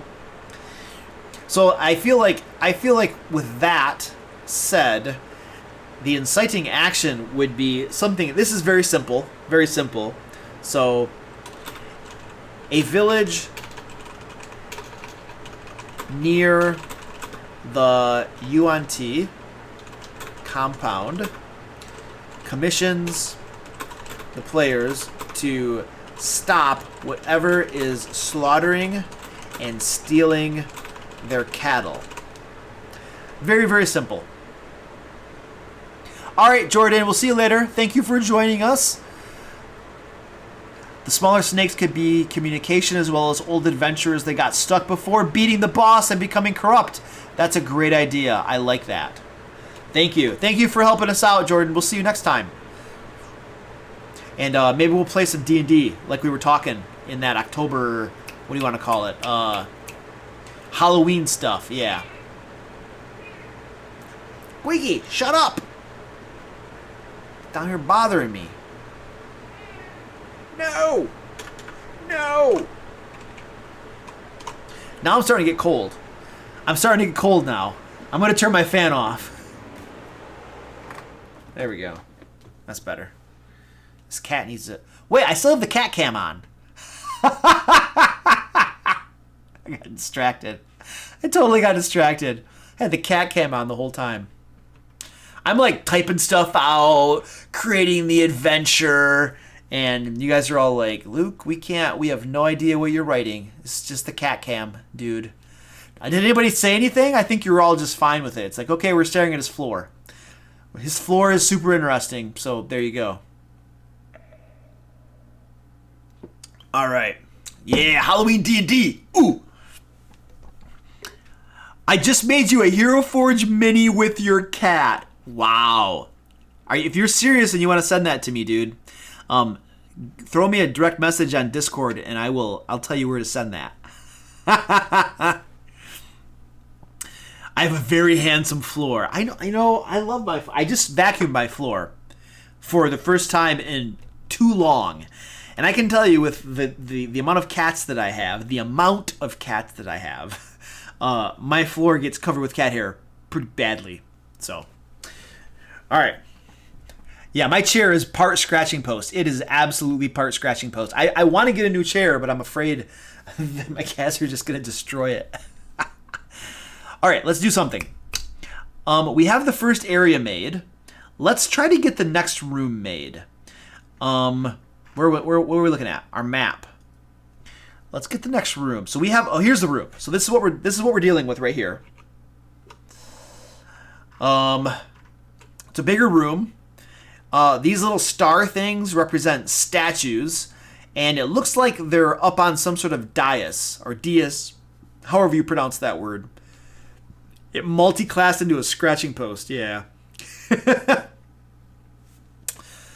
Now, we don't have to have something special in this room. But maybe these statues do something. These statues could be statues of yuan-ti or Groung potentially, if we want them to be. Or they could be statues of something totally unrelated. It doesn't really matter. So, you want to multi-class into a corpse? Don't do that. That's probably not very healthy. Not healthy at all. All right, ideas for this room. What do we want to do with this room, guys? I feel like, we could have a couple Groung in here if we wanted to. Yeah, I don't do puzzles. I'm very bad at puzzles. The last time we did a puzzle on the stream, it gave me a headache. It'd have to be a simple puzzle. Like, and then collaborating and trying to figure out a puzzle as a stream I don't know, it was rough. But that's a good idea. The puzzle opens the secret door. I think that's a good idea. Despite my aversion to puzzles, that's a very good idea. So what's the puzzle? It's your guys' idea. If you want a puzzle, then you have to make this puzzle. I refuse to make a puzzle. Not doing it. I hate puzzles. If you ever play in a game with me, you will not find very many puzzles. You'll find traps and enemies and NPCs that want to talk to you and stuff, but there won't be very many puzzles. That is a cool item. A herd lizer. I'm gonna put that in our reminders area. We're just gonna hold on to that as a cool idea. We'll see what we do with it. If anything else, cool ideas. Well, actually, let's put this in here. Cool ideas. We may or may not implement all of our cool ideas, but at the very least, I can publish these cool ideas out for Dungeon Masters to consider implementing if they want to customize this adventure a little bit. So, puzzles are fine. Riddles, riddles. Ugh. Mr. Redstone, you missed everything. We finished the entire adventure, and we're just wrapping it up. No, not really. All right, we're doing puzzles. Guys, help me. The snake gems from the previous room could be inserted into the statues to open the door. Yeah, that's an idea. So each of the statues, it could be a statue of a snake, let's say. And the two gem eyes from the two serpents out in the foyer would come out of them and go into the statue's eyes. And when they're all inserted, the secret door opens. That's a possibility. What other ideas we got? The puzzle could be a prayer to the yuan-ti god, and you remove the ones that don't fit. Okay. Uh-oh. I'm starting to drop some frames. That's not good. Okay, it's getting better. Nope. I think the stream's crashing. I'm dropping lots of frames. What are you doing? No! I'm going to freeze up. I'm going to be totally frozen here. Oh, man. I hope this gets better. I'm dropping tons of frames right now. It's either my internet or Twitch. It feels more fun to blame Twitch. Yeah, now I'm totally frozen. The stream is totally down. Oh, came back up. You guys are probably seeing me like...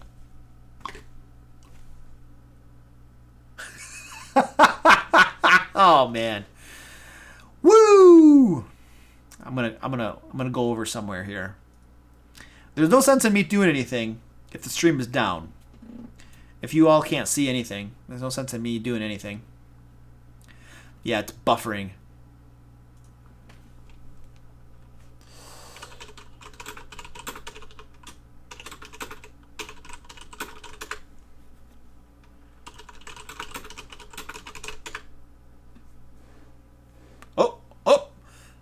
It might be back.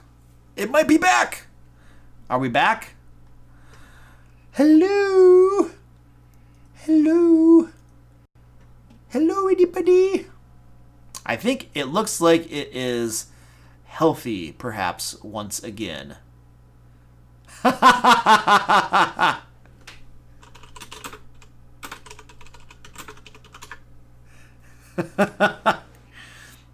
right.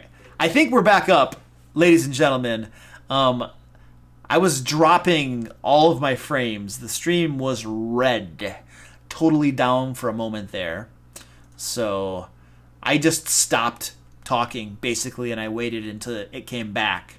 So nothing really happened. Nothing really happened while it was down. So you didn't miss anything. Everything's fine. It's all right. I mean, I love it when I get stuck on a weird face. Like, I actually end all of my streams with a weird face. Where I'm like, you know, see you guys later. I mean, I do that stuff intentionally. All right, nothing happened while the stream was down. I paused. I stopped talking. So you did not miss anything. We were, however, in the middle of doing something. We were talking about this room right here. This room. Oh, hey, look at this. Woo, squeaky. Hello. We were talking about this room right here. And we'd imagined there was a puzzle to do with these statues and that it somehow opened up this secret door, which has a squiggly over it, which makes it hard to tell that it's an S for a secret door. So actually what I'm going to do is I'm going to bam, bam, bam. I'm going to make this secret door a little more obvious for us because it's hard to tell. There. That feels a little more visible to me. Boom. All right, cool. I love it. Yeah, we're gonna go with snake gems in the eyes. I think we're going with snake gems in the eyes. The prayer idea is a good idea. It'll take us a lot longer to implement though, and I think the snake gems in the eyes is a simple one to do. We are done with the foyer and on to the next room. Yep. What is the name of this room, guys? Can you brainstorm a name for this room while I type out the puzzle? I have to type the puzzle out. I don't want to type the puzzle out. What is the name of this room? So this should be 01, the foyer. Did I call it the foyer? I did. I said the foyer. So I suppose we can only have one of them. 02 is, it's something. And we're going to say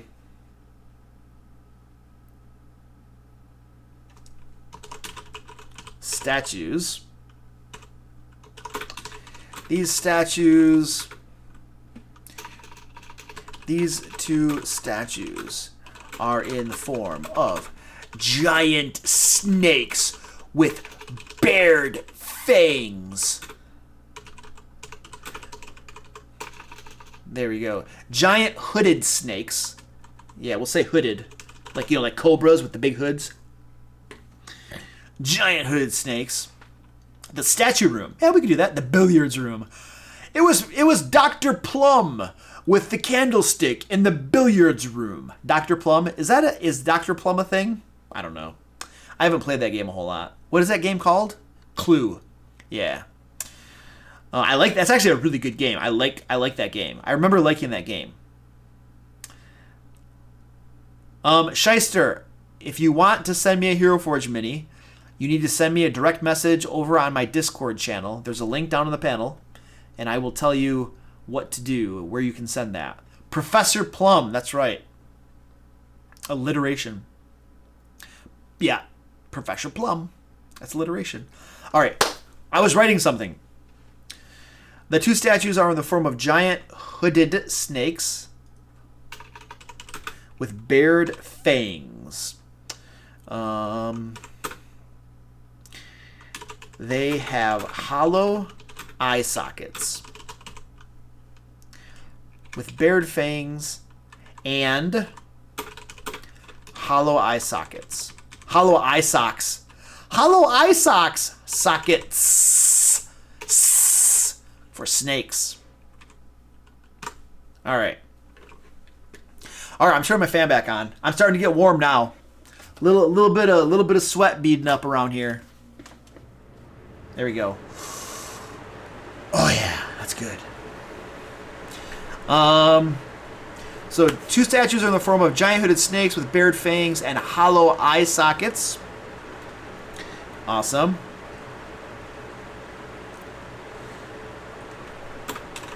They are about 10 feet tall and made of granite. That's a good stone. The eye sock. New from Apple, coming fall 2019. I haven't a clue what it's called. That's awesome.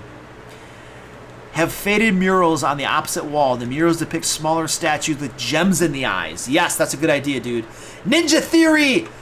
Ashrams. I feel like that's probably not a good word to pronounce. I don't know. So let's put that somewhere. Where's that? Murals.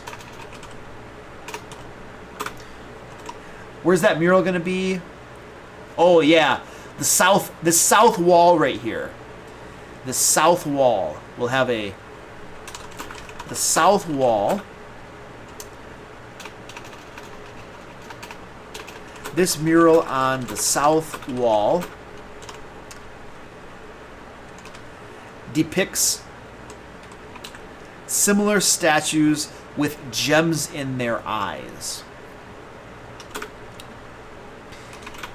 If someone closely examines the mural and succeeds on a DC 15 wisdom perception check, they notice a doorway near the statues. Yeah.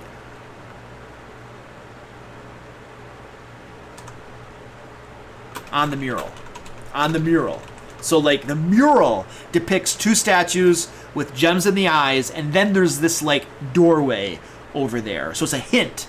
It's hinting that if you take the gems and put them in the eyes, it opens a doorway. That's the idea. That might have been obvious. I was probably just having a Captain Obvious moment there for you, but there you go. I'm out of coffee. That's not good. Not good. What was our name for this room? We had a name. I can't scroll. I'm just growling at you.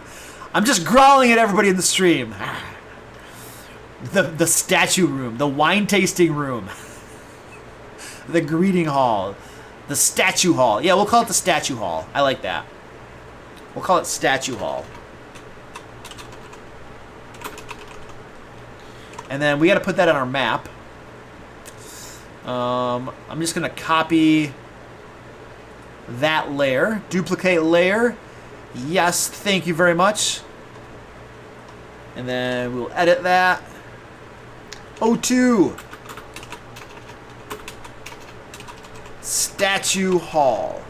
Nice. I love it. I'm going to find where we're going to put that. Oh, probably right there is not a bad place for it. I like it. Awesome. All right, ladies and gentlemen. I feel like we should probably do some read aloud text for this room. So let's do some read aloud text. Ah! There's a wrong button right there. Read aloud text. We'll say this room. What's it look like again? Oh yes.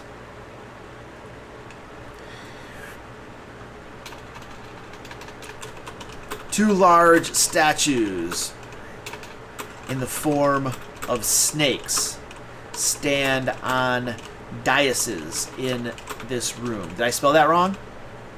Did I spell that wrong? Daises? There we go. In this room.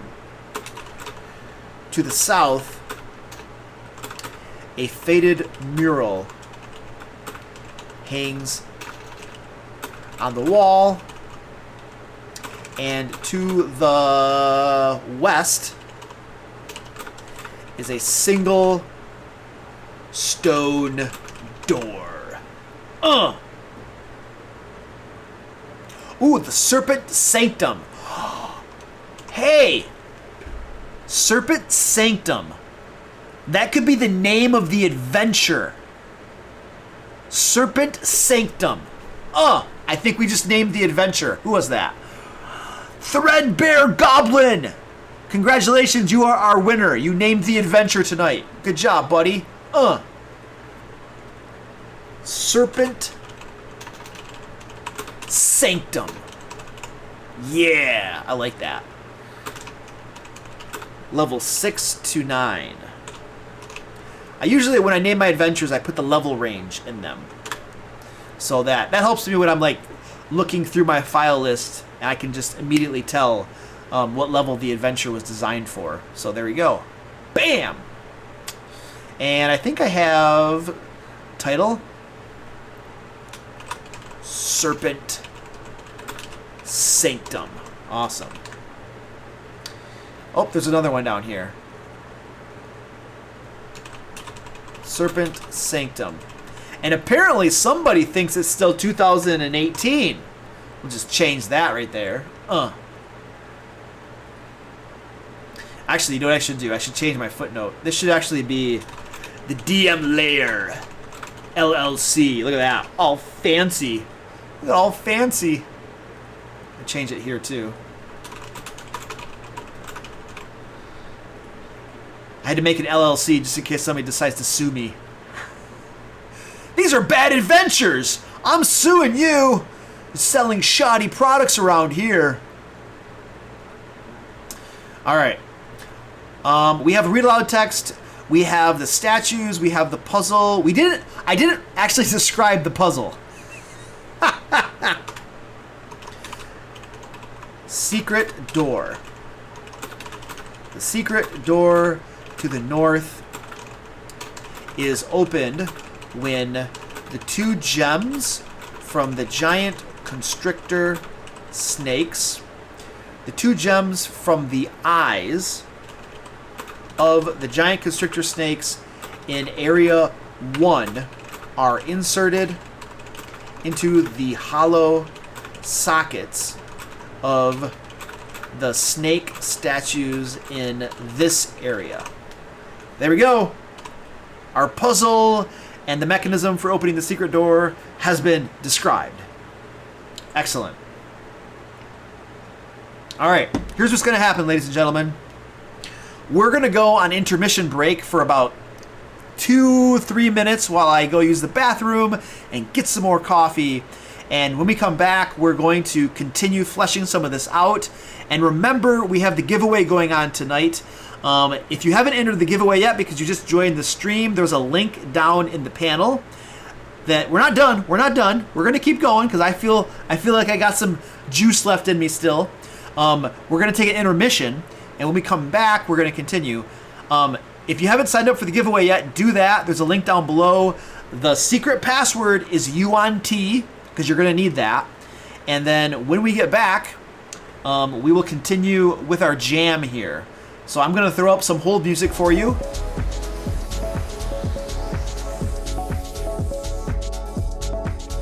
That's the cool intermission streak. That's cool, right? There you go. Woo! I'm really leaving this time.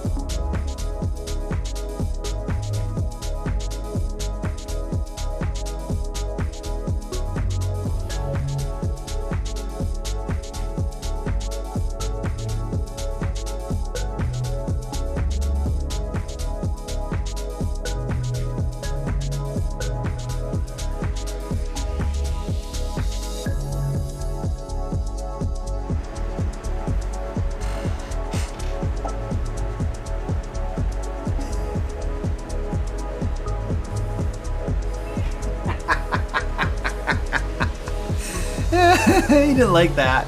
He's like, "Mah, mah, mah." All right, we're back. Woo!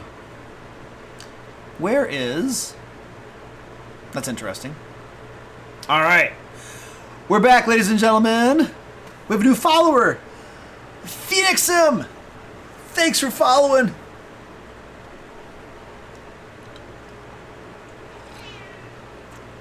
The cat's down here grouching. All right, ladies and gentlemen. Hey, look at that, everybody! There's a new follower. Thank you, Buckeye fan. My cat thanks you for following us. Buckeye fan, I just want to let you know, I hope this doesn't affect our relationship at all, but I went to the University of Michigan, so the whole Buckeye fan thing, you know, it's cool, right? We're on the stream, so forgiveness, right? But just letting you know. Just letting you know. You found out last night where I live. I'm tracking you down. Ooh. All right, let's do some stuff around here. So far, this cat's crazy. Look at this guy. Look at him. He's like, no, this is my chair. Thank you very much. I'm running the stream tonight. Squeaky, you can't run the stream. You can't. Get down. Jeez, psycho. Where was I at? What was I doing? What I was trying to say is, on our map, we have fleshed out the foyer, we've fleshed out the statue hall, and what I kind of wanted to do is, we had some really cool ideas down here in our cool ideas area, and what I'd like to do is, I would like to find one of these that we could... Ooh.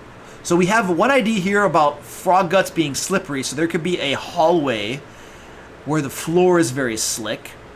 We did the rug of smothering, so let's get rid of that. A magical cursed dice. Oh, here we go. Here we go. This is the idea that I wanted to do, guys. So the idea that Jordan came up with is that when they enter the dungeon, or when they enter the compound, the doors lock. And the longer they're in the dungeon, the more snake-like the party becomes. Also, yeah, that was a different comment. I kind of like that idea. I like the idea of the longer you're in the dungeon, the more snake-like you become. Ooh, that's a really good idea. That's a good idea, Rando Twin. Let's write that down, too. We can actually put that up here. Location. This is like the yuan-ti what is all this crap? Yuan-ti compound. That's where this is taking place. So I feel like we should probably have a description. Yuan-ti compound. And we can say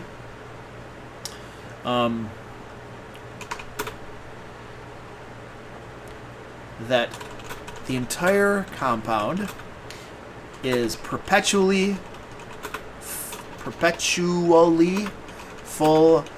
of the sound. No, the entire compound perpetually reverberates with the hissing and slithering of snakes. There we go. Alright, cool. That's a good idea. Reverberates.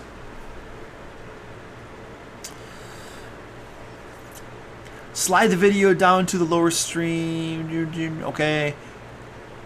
Makes them not want to try to rest. I know. They're like, where are these snakes? There's snakes all over the place. Ah! I don't mind snakes. If it had been spiders, I would have... I don't like spiders. I kill spiders on sight. Snakes are more tolerable to me.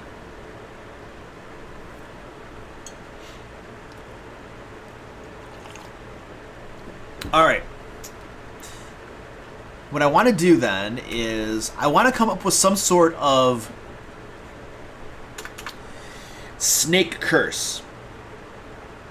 Let's call this the snake curse. Oh, wait. The yuan-ti have deities that they worship. What's one of them? Let's find out one of the names of them. It's like Mershulk or something like that. Let's find it. Serpent gods. Yes. So there is Dender, the night serpent. Mershulk, master of the pit. And then... Oh, and Mershulk is the chief deity as well. And Seath, the Sibilant death. I always want to make... So what was my idea? We're gonna call it Mershulk. Well, I'm developing a name for the curse. We're gonna call... Whoa. We had a little CVC action. Cat versus cat. They just ran off that way. Otherwise, I'd put it on the cam. Mershulk's curse. We will say a magical curse pervades the yuan-ti compound. And the longer any non-serpentine, non-reptilian, non-reptilian. Because frogs, are frogs reptilians? I think they, I don't know. And the longer any non-reptilian creature is in the area, the more snake-like it becomes. I feel like we need like simple mechanics for this curse. I'm almost thinking that like if they take a short rest, it progresses. And then if they take a second short rest, it progresses. If they take a third, it gets really bad. If they take a fourth, end game. And they can't long rest in the compound. Otherwise, they'll just turn into a snake or something. So, we need... Yeah, they're not poisonous. They're venomous. It's venomous. Thank you very much, people who don't understand how lethal creatures work or something. I don't know. But yeah, it's definitely venomous. They're not poisonous. You can drink snake venom all day long. It's not going to do a darn thing to you. But if it gets injected into your bloodstream, bad.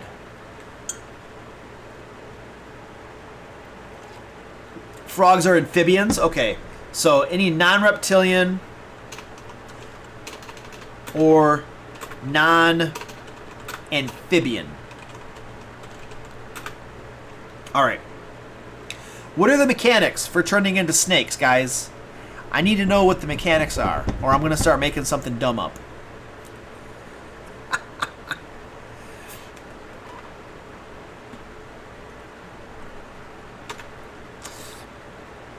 I feel like we're going to put a table here.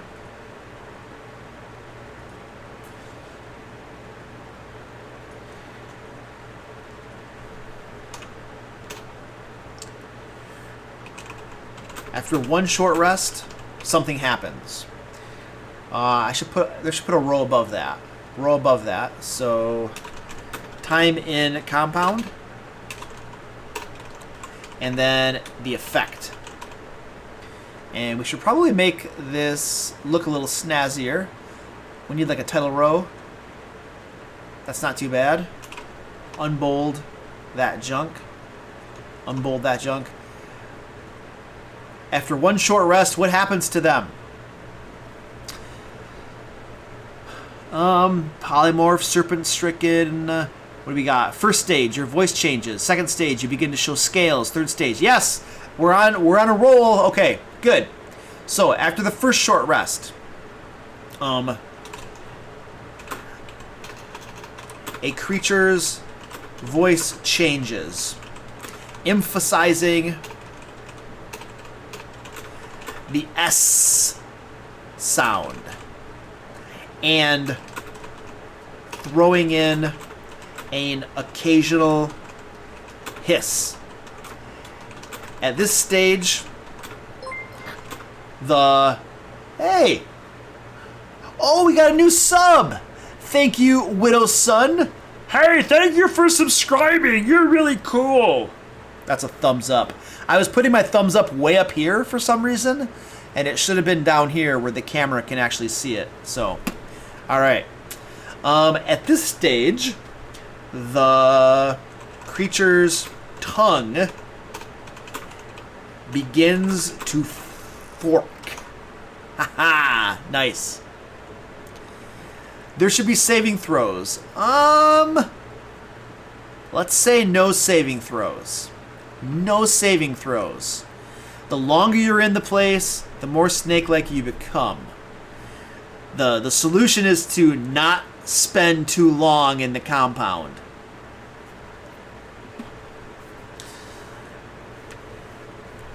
What all we got? Scaly skin. I think these things are going to be. I think after the first stage, you're not going to have any actual mechanical disadvantages, right?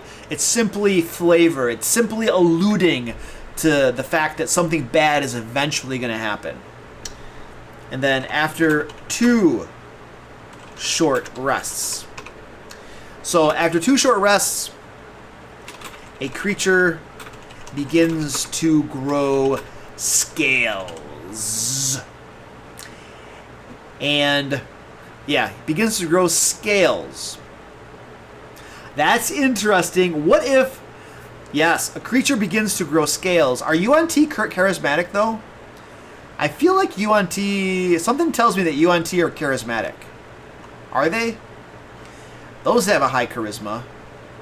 Yuan-ti have a high charisma, ladies and gentlemen. Like, super high charisma. So I wouldn't want to lower their charisma at all. I don't think after... You know what? This is actually interesting, you guys. What if a creature begins to grow scales and its armor class increases... I got junk in my throat. And its armor class increases by 1. So we're actually giving them a benefit. Okay? We're giving them a benefit. Which they're going to be excited about, except that they know they're slowly turning into a snake. So it's kind of exciting and kind of cool, but at the same time, they know that this is probably not good. So I kind of like that. It's kind of like, you know, good but bad.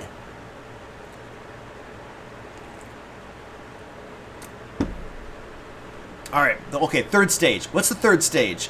So, after 2 short rests, after 3 short rests, what happens after 3 short rests? The changes have to be removed with powerful magic since you shouldn't take that many short rests in that small of an area. Correct. So what's the effect though? What's the actual effect at this point? Note. At this stage, these effects can only be removed. By the way, third stage, you guys, I want there to be a negative effect, like a mechanical negative effect. Like something at this point is actually hindering them quite badly. Because they shouldn't be taking 3 short rests in a small dungeon like this one. So at this stage, so what's the mechanical disadvantage?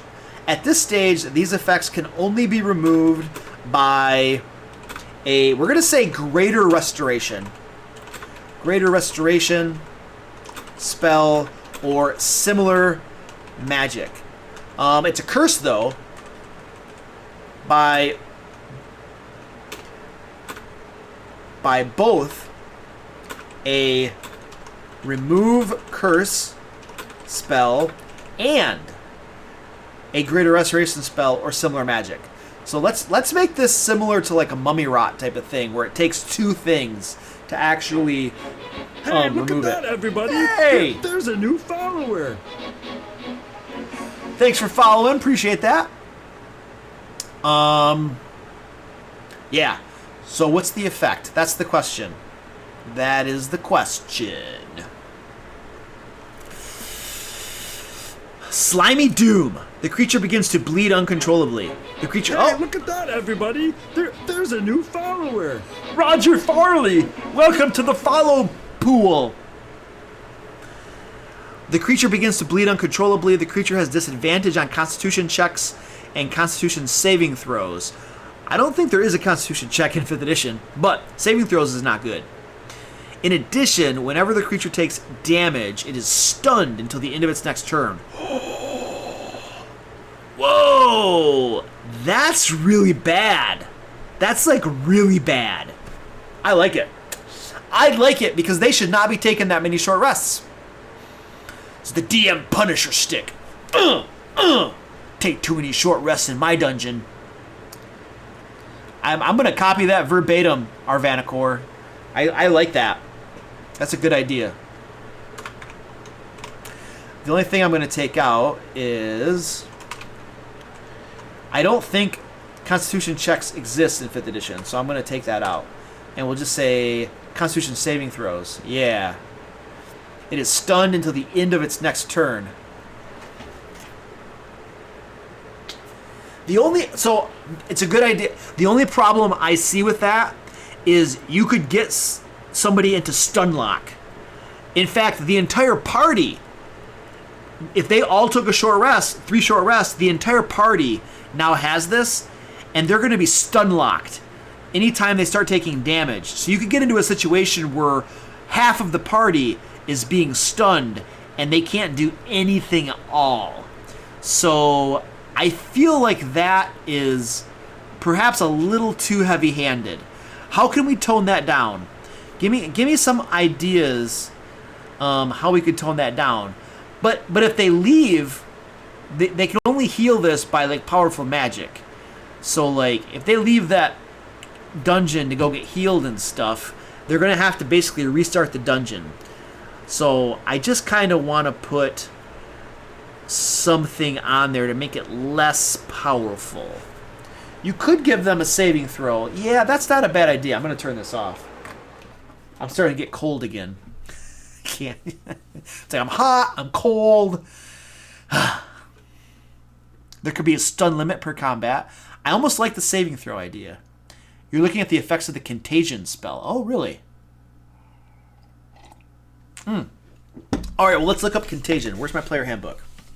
Actually, I'm going to use my phone. It's faster to find stuff on my phone. Stand by. Ooh, my wife sent me a text message. What does this say?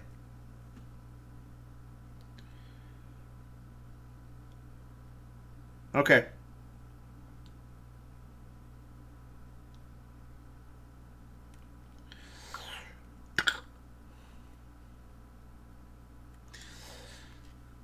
I was responding to my wife's text message. Contagion is a 5th level spell. Oh, it's too long to put in chat. All right, I'm looking up contagion in my spell book on my phone. We're gonna see what contagion says. I could probably pull it up on the screen for you guys as well. I should probably pull it up on the screen for you. Contagion. So contagion, it can do blinding sickness, filth fever, flesh rot, vulnerability to all damage. That's nasty. This is actually really nasty. Slimy Doom. Let's just give it. I'm okay with Slimy Doom. I think we should just give it a saving throw. Oh, can we just click that link and pull it up on D&D Beyond? Does that work? Look at that. I'm clicking a suspicious link. All right, so now we could all see Google AdSense. Google ads are turned on. That's awesome. Yeah, Slimy Dune. Let's just give it a saving throw or something. Let's give him a saving throw. When it takes damage, you make some sort of saving throw, or you're stunned. We can make it a Constitution saving throw, and it'd be really bad.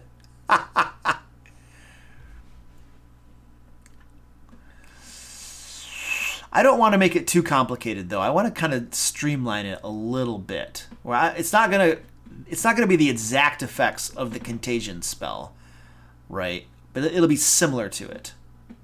Yeah. Constitution saving throw. I want to keep it simple. I don't want to make it too complicated.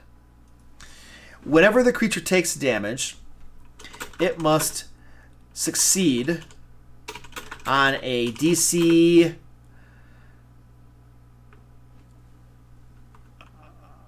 12 Constitution saving throw or be stunned until the end of its next turn. The reason I'm making it a DC 12 is that you already have disadvantage on saving throws. So if we make it too high, you're almost guaranteed to fail. And so I feel like putting it a little bit lower, makes it more reasonable. That's how I'm coming up with that number. I'm just kind of thinking it through, All right, good. I think that's good after 3 short rests. And if we say after 4 short rests or a long rest, I mean, you're permanently transformed into what? Would you be transformed into a snake? A giant constrictor snake or something?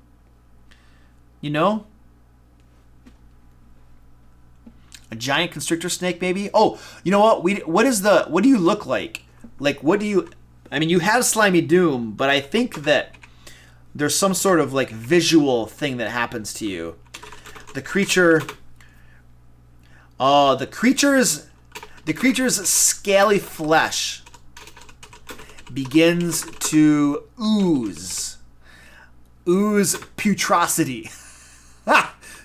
Putrosity, is that a word? Nope, it is now. What transformation? Oh.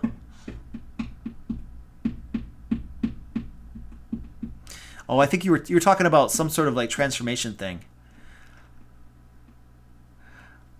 Oh, okay, I gotcha. Their legs become a serpent's tail, so they lose the ability to equip their armor or boots or pants, and they have to relearn how to walk. Ah. That's not a bad idea. Their legs become serpent's tail. I like that. That's a good idea, dude. All right. That is going to be...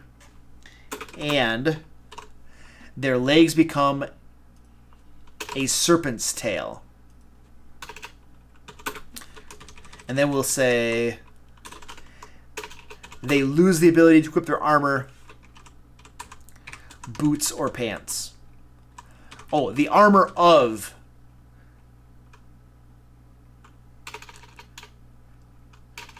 any armor on their lower bodies. How's that? There we go. Is that the transformation you were posting, dude? That I was just ignoring? I was just ignoring you. Like, I'm just going to ignore you. All right. How's that? How's that look better? Okay, cool. Noodle legs. Minus the shape changing.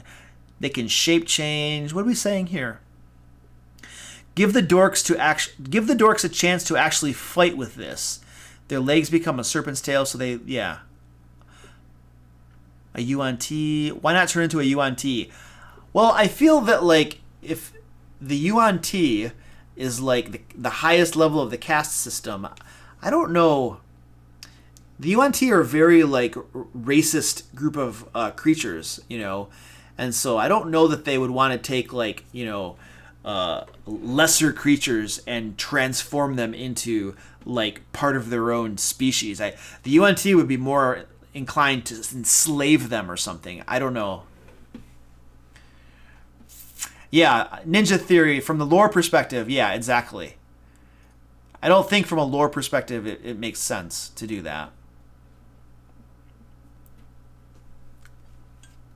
See you later, Shyster. Shape change to any type of shape snake they want. Okay. Is this all right? So I think we have the creature's scaly flesh is here, and they can no longer put armor on their lower bodies.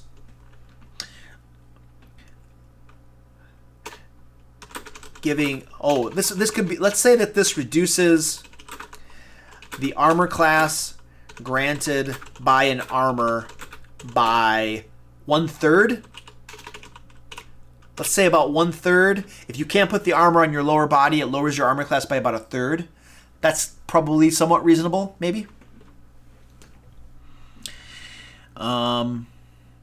Yeah, but I don't even know if they become even a pureblood. I feel like they would rather turn them into serpents that they can enslave and use to their end or something. I don't know. That's my thought.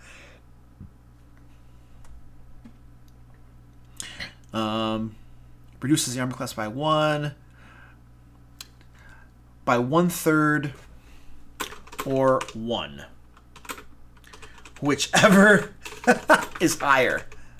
Is there an armor class that... let's just say 1/3. Dungeon Master can figure it out. Dungeon Master can figure it out.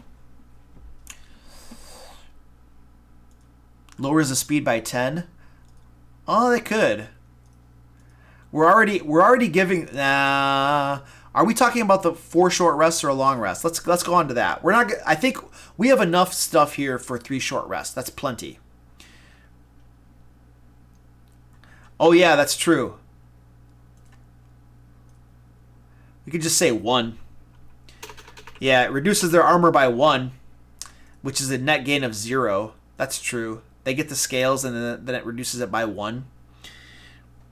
Sure. After 4 short rests or a long rest, what happens to them at this point? They are transformed.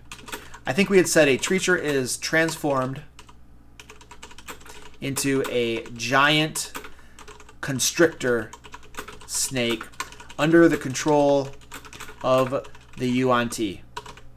Bam. This effect can only be removed by what? What can it only be removed by? What kind of spell? Are we talking like wish at this point? Is this a wish spell? I don't know. That could be nasty.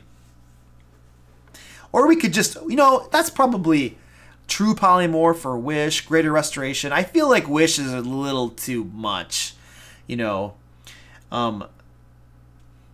Let's do the same thing.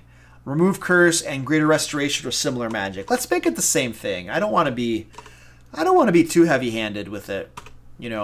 I wish could be reasonable, but they're a low-level party. They will never get access to wish, which means you essentially have just destroyed their character permanently. But I feel like perhaps their level of a party would reasonably have access to remove curse and greater restoration. So those are my thoughts on that. Yes, exactly. You become a serpent and you are controlled by the yuan-ti. And so they could have you do whatever they want, like guard the hall or anything like that, for sure. A 5th level, yeah, they might be something like that. Like Leon, they could upcast the curse or something. That's possible. So Ninja says, from a lore perspective, cultists of yuan-ti can become brood guards from drinking black blood, a concoction of lizard venom blessed when the stars align every 1,000 years. Not easy to do. Yeah, not easy to do. And they're already cultists of the yuan-ti, which means that they're loyal to the yuan-ti and they're loyal to the yuan-ti's deities. So they have demonstrated a certain loyalty before they are allowed to become a brood guard, which is like the lowest form of yuan-ti, I imagine. So, all right.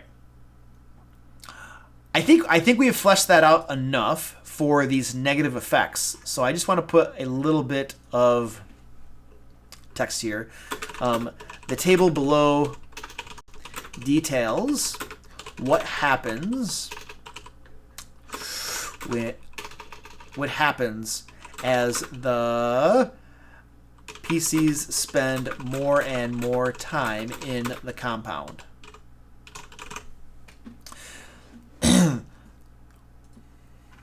What happens if they just leave the compound? Like should we literally trap them in the compound and not let them retreat? I feel like that might be too much. What do you guys think? If we trap them in the compound somehow with like barred gates or a magical force field,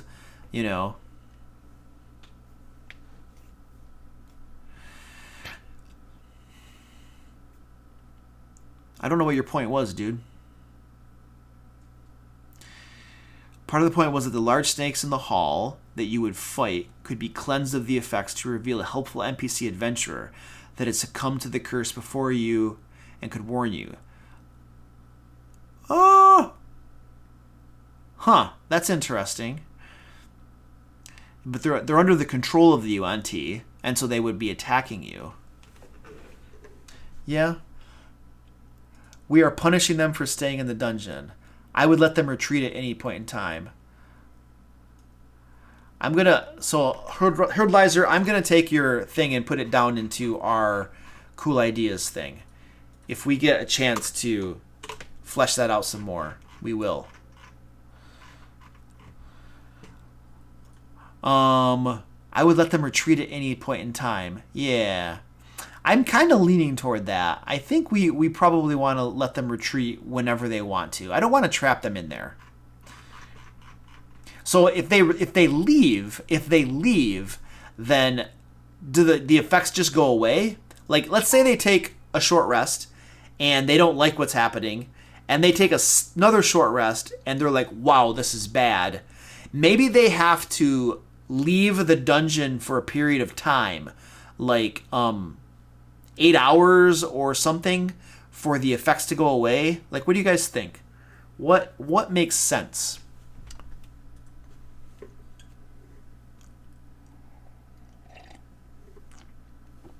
I mean, yeah, so the idea of Buckeye Fan is that once they're cursed so much, they can retreat, but they have to stay outside the dungeon for a certain amount of time to get that effects to go away. While they're outside of the dungeon, the yuan-ti are reinforcing the dungeon, restocking it perhaps, or laying ambushes or traps or something, That's the idea.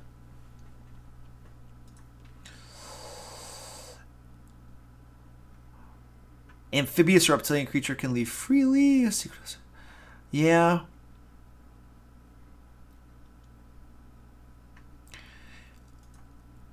No, they shouldn't be taking that many short rests. I totally agree. They shouldn't. That's exactly why we have really bad effects when they've stayed in there that long. And so if they stay in that long, they're going to have these bad effects. Reduce 1 stage per long rest. Oh, that's interesting. I like that. Yeah. Find a cure. I think reducing 1 stage per long rest is fine. Oh, Herdlizer, that's a good point. If the curse stays, then the second stage could be taken for metagaming, which would cause issues later on in the life of those adventures. Yeah, you know what? I think they don't have to make a save or anything. I think that we're gonna say this is going to be stage 1. Stage 1 is after a short rest, and we'll say stage 2, and then we're gonna call this stage 3, and then we're gonna call this one stage 4. And what we'll say up here is that a long rest outside the compound immediately removes stages 1 and 2 of the curse. There we go. So that basically prevents them from keeping the armor class curse for the rest of their adventuring career. The first time they take a long rest, it's gone. So we could just say that. And so they could retreat outside the dungeon if they needed to, if they were getting worried about bad things happening to them. All right, I think that solves it. Does that solve what we're trying to solve here? How much hit point they gain from a hit dice while taking a short rest? That usually gets players moving faster. What are we talking about? Yep, we'll make random encounters. So if they're taking rests, there'll be random encounters and stuff. Yeah, they could find a vaccine of sorts to prevent it. Yeah, I agree. That's outside the scope of this adventure, but that's not a bad idea. And you could make them go on some sort of quest to get rid of the curse. But again, the problem with that, as Herdleiser pointed out, is that they could just decide to keep that curse because they get a +1 armor class.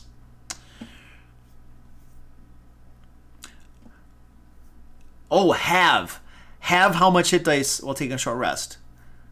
Yeah, if we needed to get them moving faster, we could. I'm not too concerned about that. I never have a problem with my players taking too many short rests or long rests. They know what happens when they abuse the system.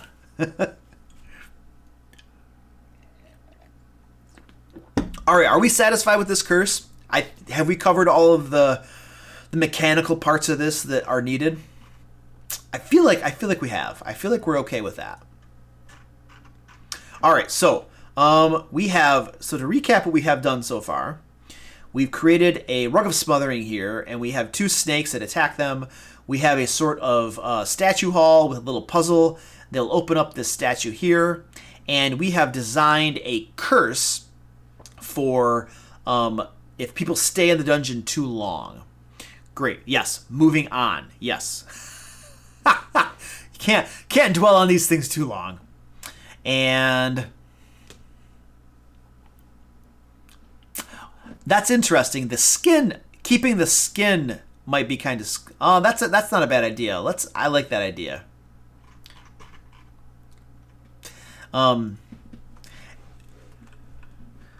Though there will always remain a bit of a hiss in their voice and a few patches of scaly skin.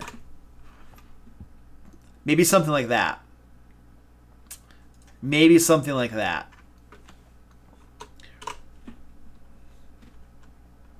Nice. All right. And so we did that, and here's a hallway. Let's do something for this hallway. Can we make a quick trap for this hallway? Some sort of trap or something for this hallway if they're traveling down it. What do you guys think? What can we put in this hallway? I think this room right here is going to have a bunch of Groung in it. This is going to be where the Groung kind of live, right? You scaly patched NPCs. Yeah, dude, I love my scaly patched NPCs. All right, I'm gonna label this hallway. So this is gonna be 03 hallway. Oh wait, that's not. I don't want to do that. Undo. Squeaky. We're gonna duplicate this layer. Duplicate layer. And there it is. Change this. This is going to be 3 hallway. Excellent. And put that right there. Good deal. Snake pit. Woo! Snake pit. I like that idea. What else? I mean, we could have lots of traps in here. I like the snake. Oh, the frog guts. I like the frog guts. You guys, this hallway could have a slight like grade to it, and it's all slippery with the frog guts. They start sliding down it if they fail a save, and they go right into a square that has a pit trap. They fall down the pit trap, and then there's snakes in the bottom of the pit trap. Huh? Is that okay?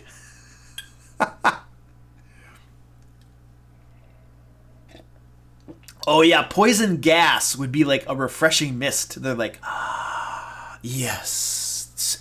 I get up in the morning and I bathe in my poisonous gas. Oh, magically lit torches that are poisonous snake constructs with a false appearance trait. That sounds interesting. I think, yeah, we had previously brainstormed having that slippery hallway and pits full of snakes. And so I think this right here is the perfect opportunity to implement that. And yeah, we could have a tripwire too. We could definitely have a tripwire. So let's put a pit trap here. I need a text. Give me a text. We're gonna put a pit.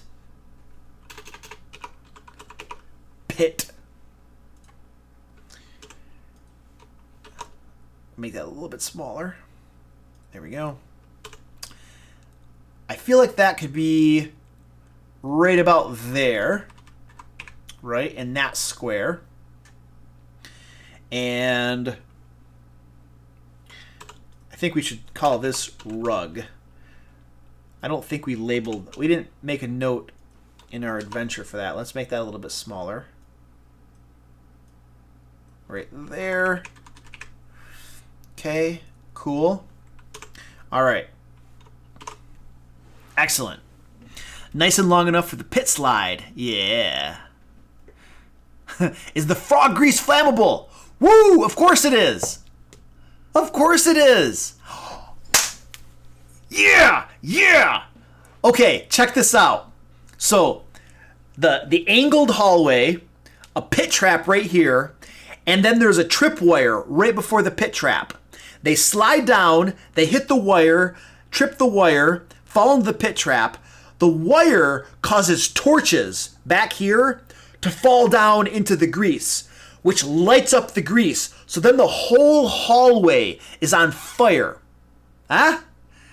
Huh? That right there is a trap.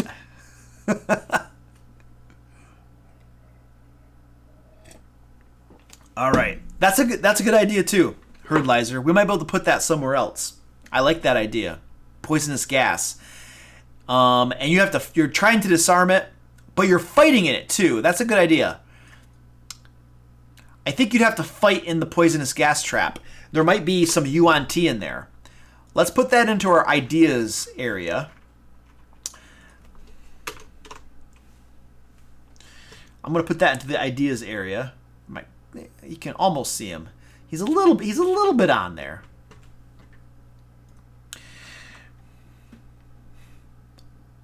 While that you are fighting while trying to disarm it, and then the party is fighting yuan-ti or something while the room fills with poisonous gas. There we go. All right, cool. That's a good idea. We'll save that down there to implement later. And so now we have O3 hallway. And our read aloud text is going to say, dun, dun, dun, right there. Let me take a look at this. Let's take a look at this. O3 hallway. So yeah. Just a long hallway that opens up into a larger room. 10, 20, 30, 40, 50, 60. Actually, you can't even see that far. It's a long hallway stretches before you. A long hallway. About 10 feet wide. Stretches before you. Its end out of sight. There you go. They can't see it. Their dark vision is probably 60 feet maximum unless they're drow. You know, and torchlight doesn't go that far. And then should we hint at the slimy substance? Like if the floor is coated with these frog guts, what if we just say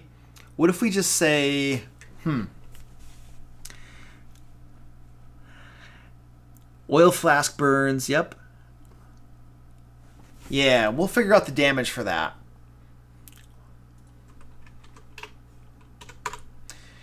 It's end out of sight. we should say, we should say dozens of corpses of small frogs litter the hallway. Their guts stretched, their guts scattered about. Nice. The point here is we are giving them like a hint that something's going on here. We don't want to just tell them here's a hallway and they're like, okay, whatever, let's walk down it. And then the trap, and then you're like, gotcha! We want to give them a hint that something isn't right, so that if they are intelligent, they have a warning that they can try to figure this out, right? That's just kind of, I think that's just what we want to call it. That's a good ethical behavior, I think, on the part of a dungeon master, to give a sort of little hint. Now, your players may ignore it and just continue forward, and that's on them, right? But otherwise, and the crazy thing is that, like, the first person to step in there and fail his save, he's going to trip that tripwire, go into the pit, catch the hall on fire, which means the other players are back here by themselves, or they're like back here where the fire is. So that one guy who fell into that pit trap, he's probably going to be by himself in a pit full of snakes. So that's bad for him. Yeah. Oh, that's not a bad idea, Ninja. That's a good idea, too.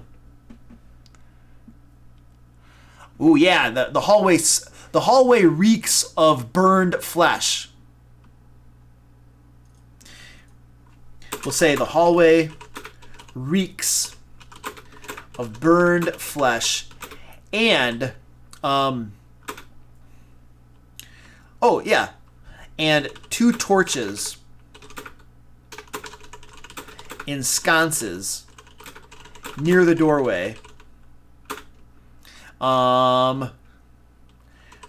Cast light that reflects off the shiny floor. There we go. That's enough. That's a lot of hints. That's a lot of hints. But your players might just be like, it's flavor text. Who cares? And they walk down that hallway anyway. So that's always a possibility. I give lots of flavor text in my game. Most of it is mundane and has no meaning. So that when you actually put flavor text in that actually is important, your players might decide not to do anything with it. And then there's the trap. And then they're like, oh, we should have known better. As opposed to, oh, the DM screwed us over. There's a big difference there, right?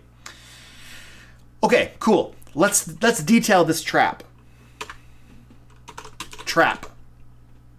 Actually, I have a quick part for a trap, I think. Yeah, I have a trap template. Here is my trap template. Ha ha ha. So the trap name is... What is the name of this trap? Okay, guys, name this trap. What are we calling this trap? Oh, yeah, I think a long hallway about 10 feet wide and with a slight decline, with a slight declining grade, stretches before you. There we go. I think anybody can tell that it is sloped. I think anybody should be able to tell that. Purpose. The purpose of the trap is to kill a player. I don't know. What's the purpose of a trap? All right, here's some names. The Pit of Flaming Death. Slip and Slide. Oh, I like that one. I like Slip and Slide. Even though you're a Buckeye fan, I like Slip and Slide. Slippery Frogs Trap. Groung Slip and Slide.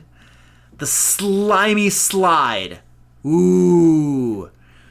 Royal Froggy Slip and Slide of Doom.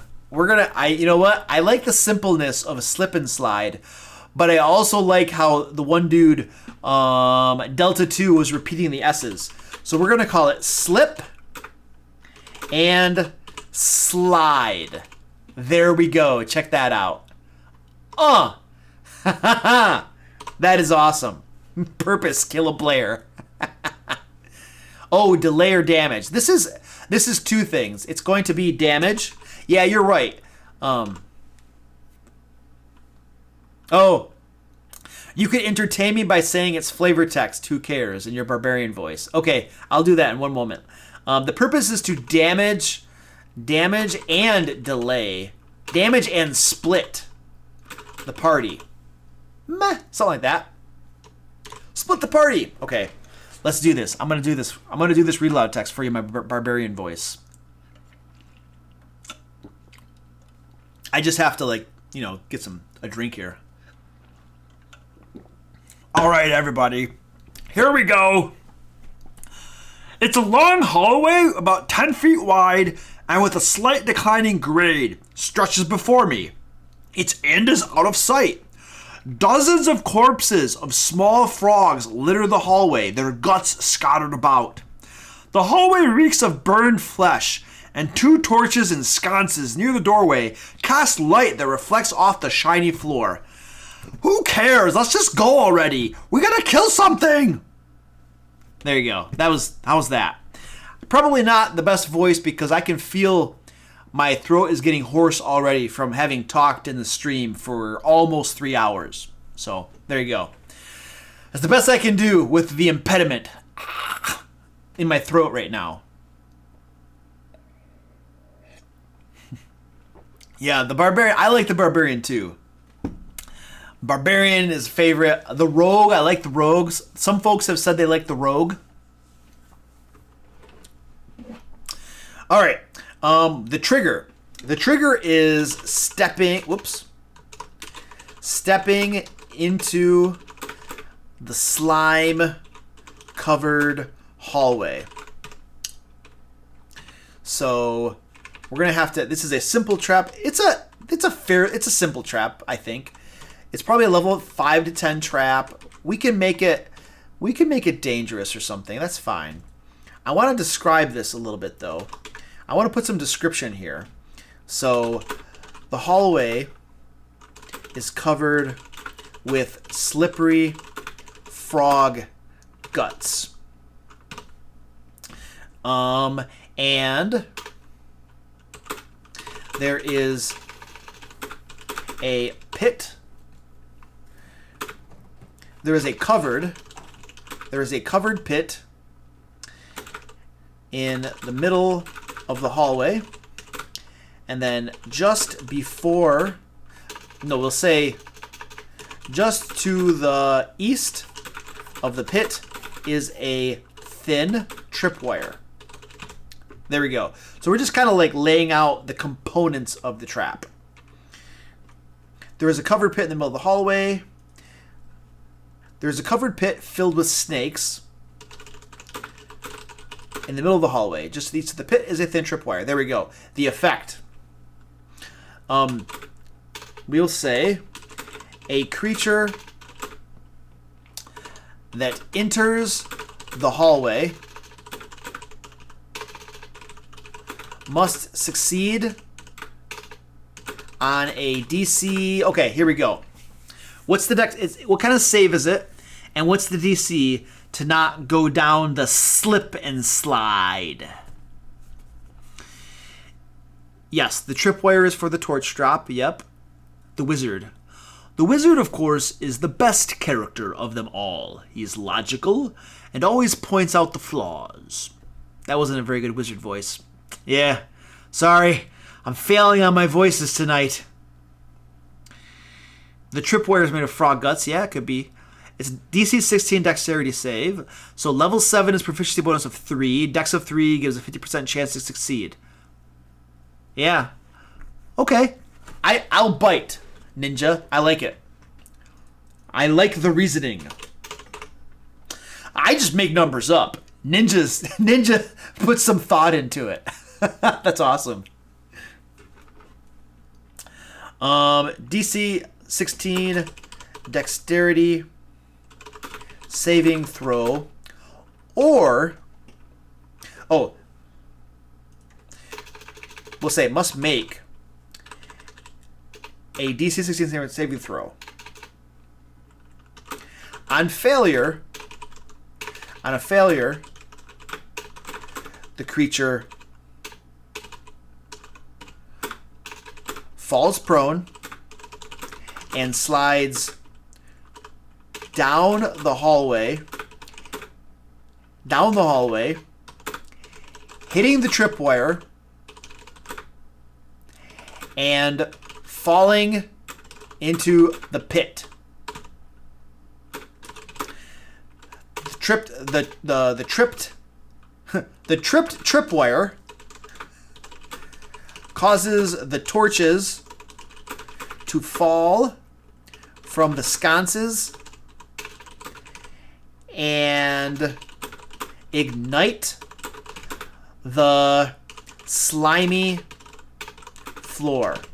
Okay, so that's the first part of it. Now we have the effects of this trap, right? So we need to talk about the snakes that are in the pit and what they do to the player who falls in there. And we need to talk about how much damage that burning fire causes and how long it stays ignited. So we need to talk about those things. So ideas. What do you guys think? I'm getting more and more tired, so I want you to do the thinking more and more.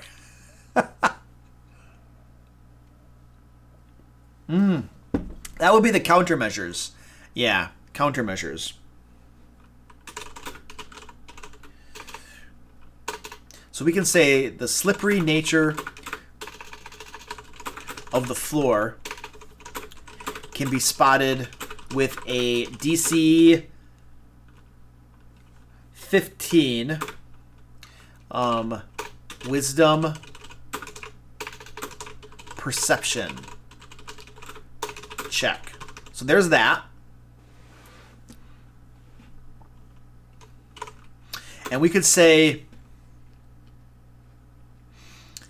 that a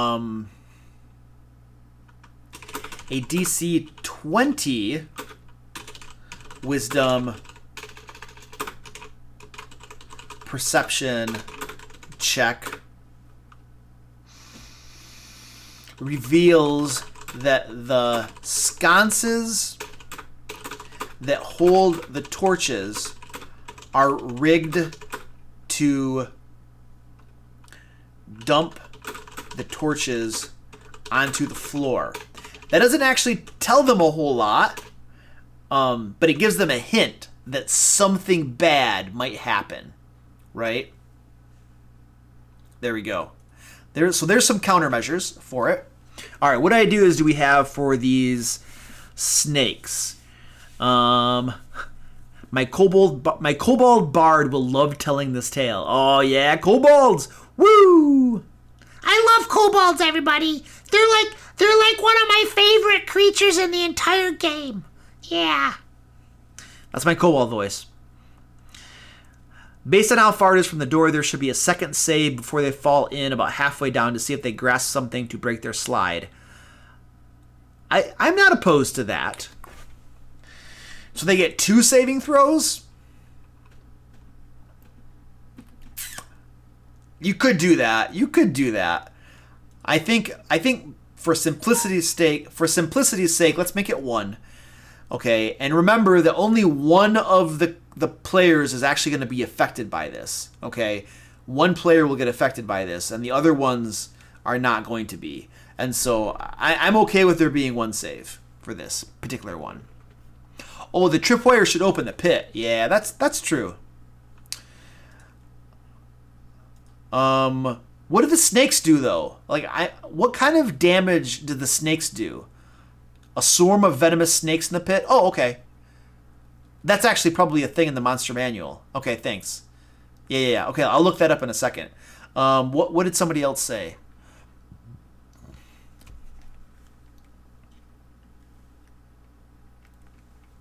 Somebody else had something. I had a thought. And, oh, the tripwire opens the pit. Hitting the tripwire.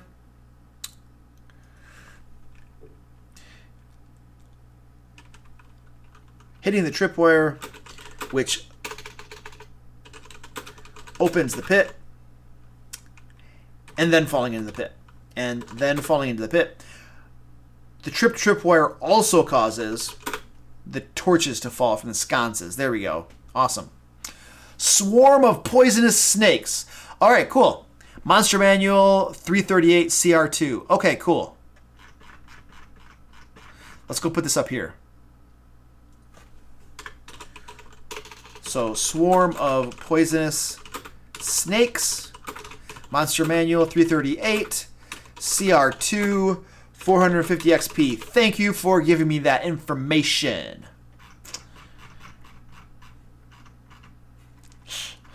And then we will say the pit contains a swarm of poisonous snakes which immediately attack any creature that falls into the pit. Nice. And it's a CR2, and your players are like levels 6 to 9, so I feel that they're not going... That's not like way too hard for them. You know, I feel like they're going to be able to handle that. Oh yeah. And okay, that's a good idea. And then falling into the pit, taking 2d6 bludgeoning damage. There is a covered pit 20 feet deep filled with snakes in the middle of the hallway. All right, awesome. I like it. The maximum damage in one round is 36 hit points from the snakes. The maximum damage if they hit. Yeah. Which means at level 6, you're almost assuredly going to have more than 36 hit points. You know, so you'll survive 2 to 3 rounds. You know, those are pretty good chances. And it's a trap, you know. So I don't feel that that's that bad. You know, I mean, they should just walk into a hallway without... We gave plenty of information about that hallway that should trigger alarms in their heads for them to actually investigate and try to figure out what's going on. Now, somebody had mentioned an investigation check, actually. Somebody said something about having an investigation check. And the torches dropped, so we have to yeah, who cares about the flavor text? Let's just go down the hallway already. The torches drop. So what were we doing? They're in the monster mouth at the end. Oh, the investigation check. That's right. What would the investigation check reveal? What would the investigation check reveal? Let's do something like this. A DC 15 intelligence investigation check reveals that the slimy floor is highly flammable. There we go. And we should say a successful. There we go. That's not bad. Yep. The combustible nature of the slick. You and I think alike, Arcanivore. The rescuers also have to deal with the slippery floor and the fire. Right, but the fire is going to burn away the slippery floor. So once the fire dies down, it's no longer going to be slippery. Yeah. PCs in 5e rarely carry around their 10-foot poles and rope. Yeah, that tradition has faded into the past. Yeah. Well, the 10-foot poles, no, but everybody usually has rope. All of my players always have rope. Yeah. The fire lasts 10 minutes. I feel like 10 minutes is way too long. Delta 2, it's 5 a.m. What do you must be like in Europe or something, right? 5 a.m. That's got to be Europe or Russia or something. Where are you, man? if you don't mind. I'm not trying to track you down. I'm just curious. I'm out of coffee. 2 rounds seems reasonable. All right, so the fire. When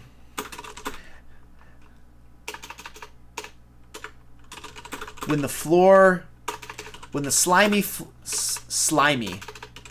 slimy floor catches on fire, it burns for 2 rounds and does, we should say, 2d6 fire damage to any creature that enters, to any creature when it enters the area for the first time, or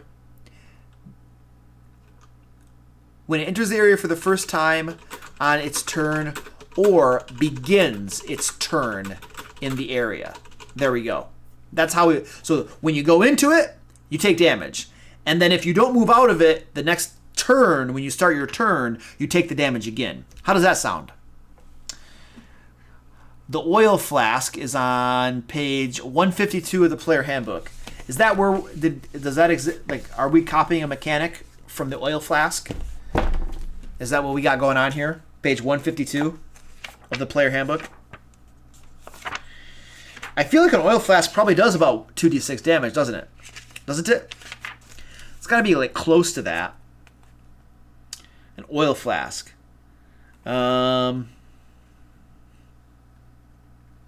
It just says 5 damage. Well, 2d6 averages out to like 7 damage. So that's pretty close. It's almost the same thing. So I think that's good. That's close enough. My books are not in a neat pile. They're getting all messed up. All right. I like 2d6. I don't like rolling caltrops. There we go. Is that it? Have we finished the trap? Is there anything else to our slip and slide trap that we made? By the way, this trap is awesome. This is an amazing trap. Wow. This trap makes me happy. That probably clues you into the type of person that I am. All right, yes, good. Moving on. So at this point in the stream, I die of coughing. We are going to do our giveaway. So, because we're going to go home. We're going to go to bed because it's late and I'm tired and I have no juice. But before we end, we're going to give away some tactical tokens to a lucky person. If you have not entered the giveaway yet, this is your last opportunity to do so. There's a link down in the panel below. It says giveaway. It has a blue hyperlink on it. And when you click it, it takes you to the Gleam interface where you can enter the giveaway. If you need, you need to put in the secret code, which is yuan-ti. Throw that into the secret code box. It already ended. Okay, stop. I'm gonna start it up again. Hold on a second. I'm gonna go into it right now, and we are going to start it back up again. I had it end a little too early, it sounds like. Hold on. All right, now I'm saving it. Okay, refresh the page, and you should be able to enter it still. There you go. So I'm gonna give you a few seconds or a minute here to enter the giveaway if you have not already entered the giveaway. You will be winning. The winner will win some of these tactical tokens from my buddy Dave over at tacticaltokens.com. You can buy your own tactical tokens with the promo code the DM Layer and get 10% off. I also, while you guys are entering into the giveaway, I also want to thank another one of the stream sponsors for tonight, Epic Works Studio, who gave us the map that we've been using. They have a drive-through RPG page where you can get more of these maps from them. Lots of them are pay what you want. Some of them cost like not a whole lot.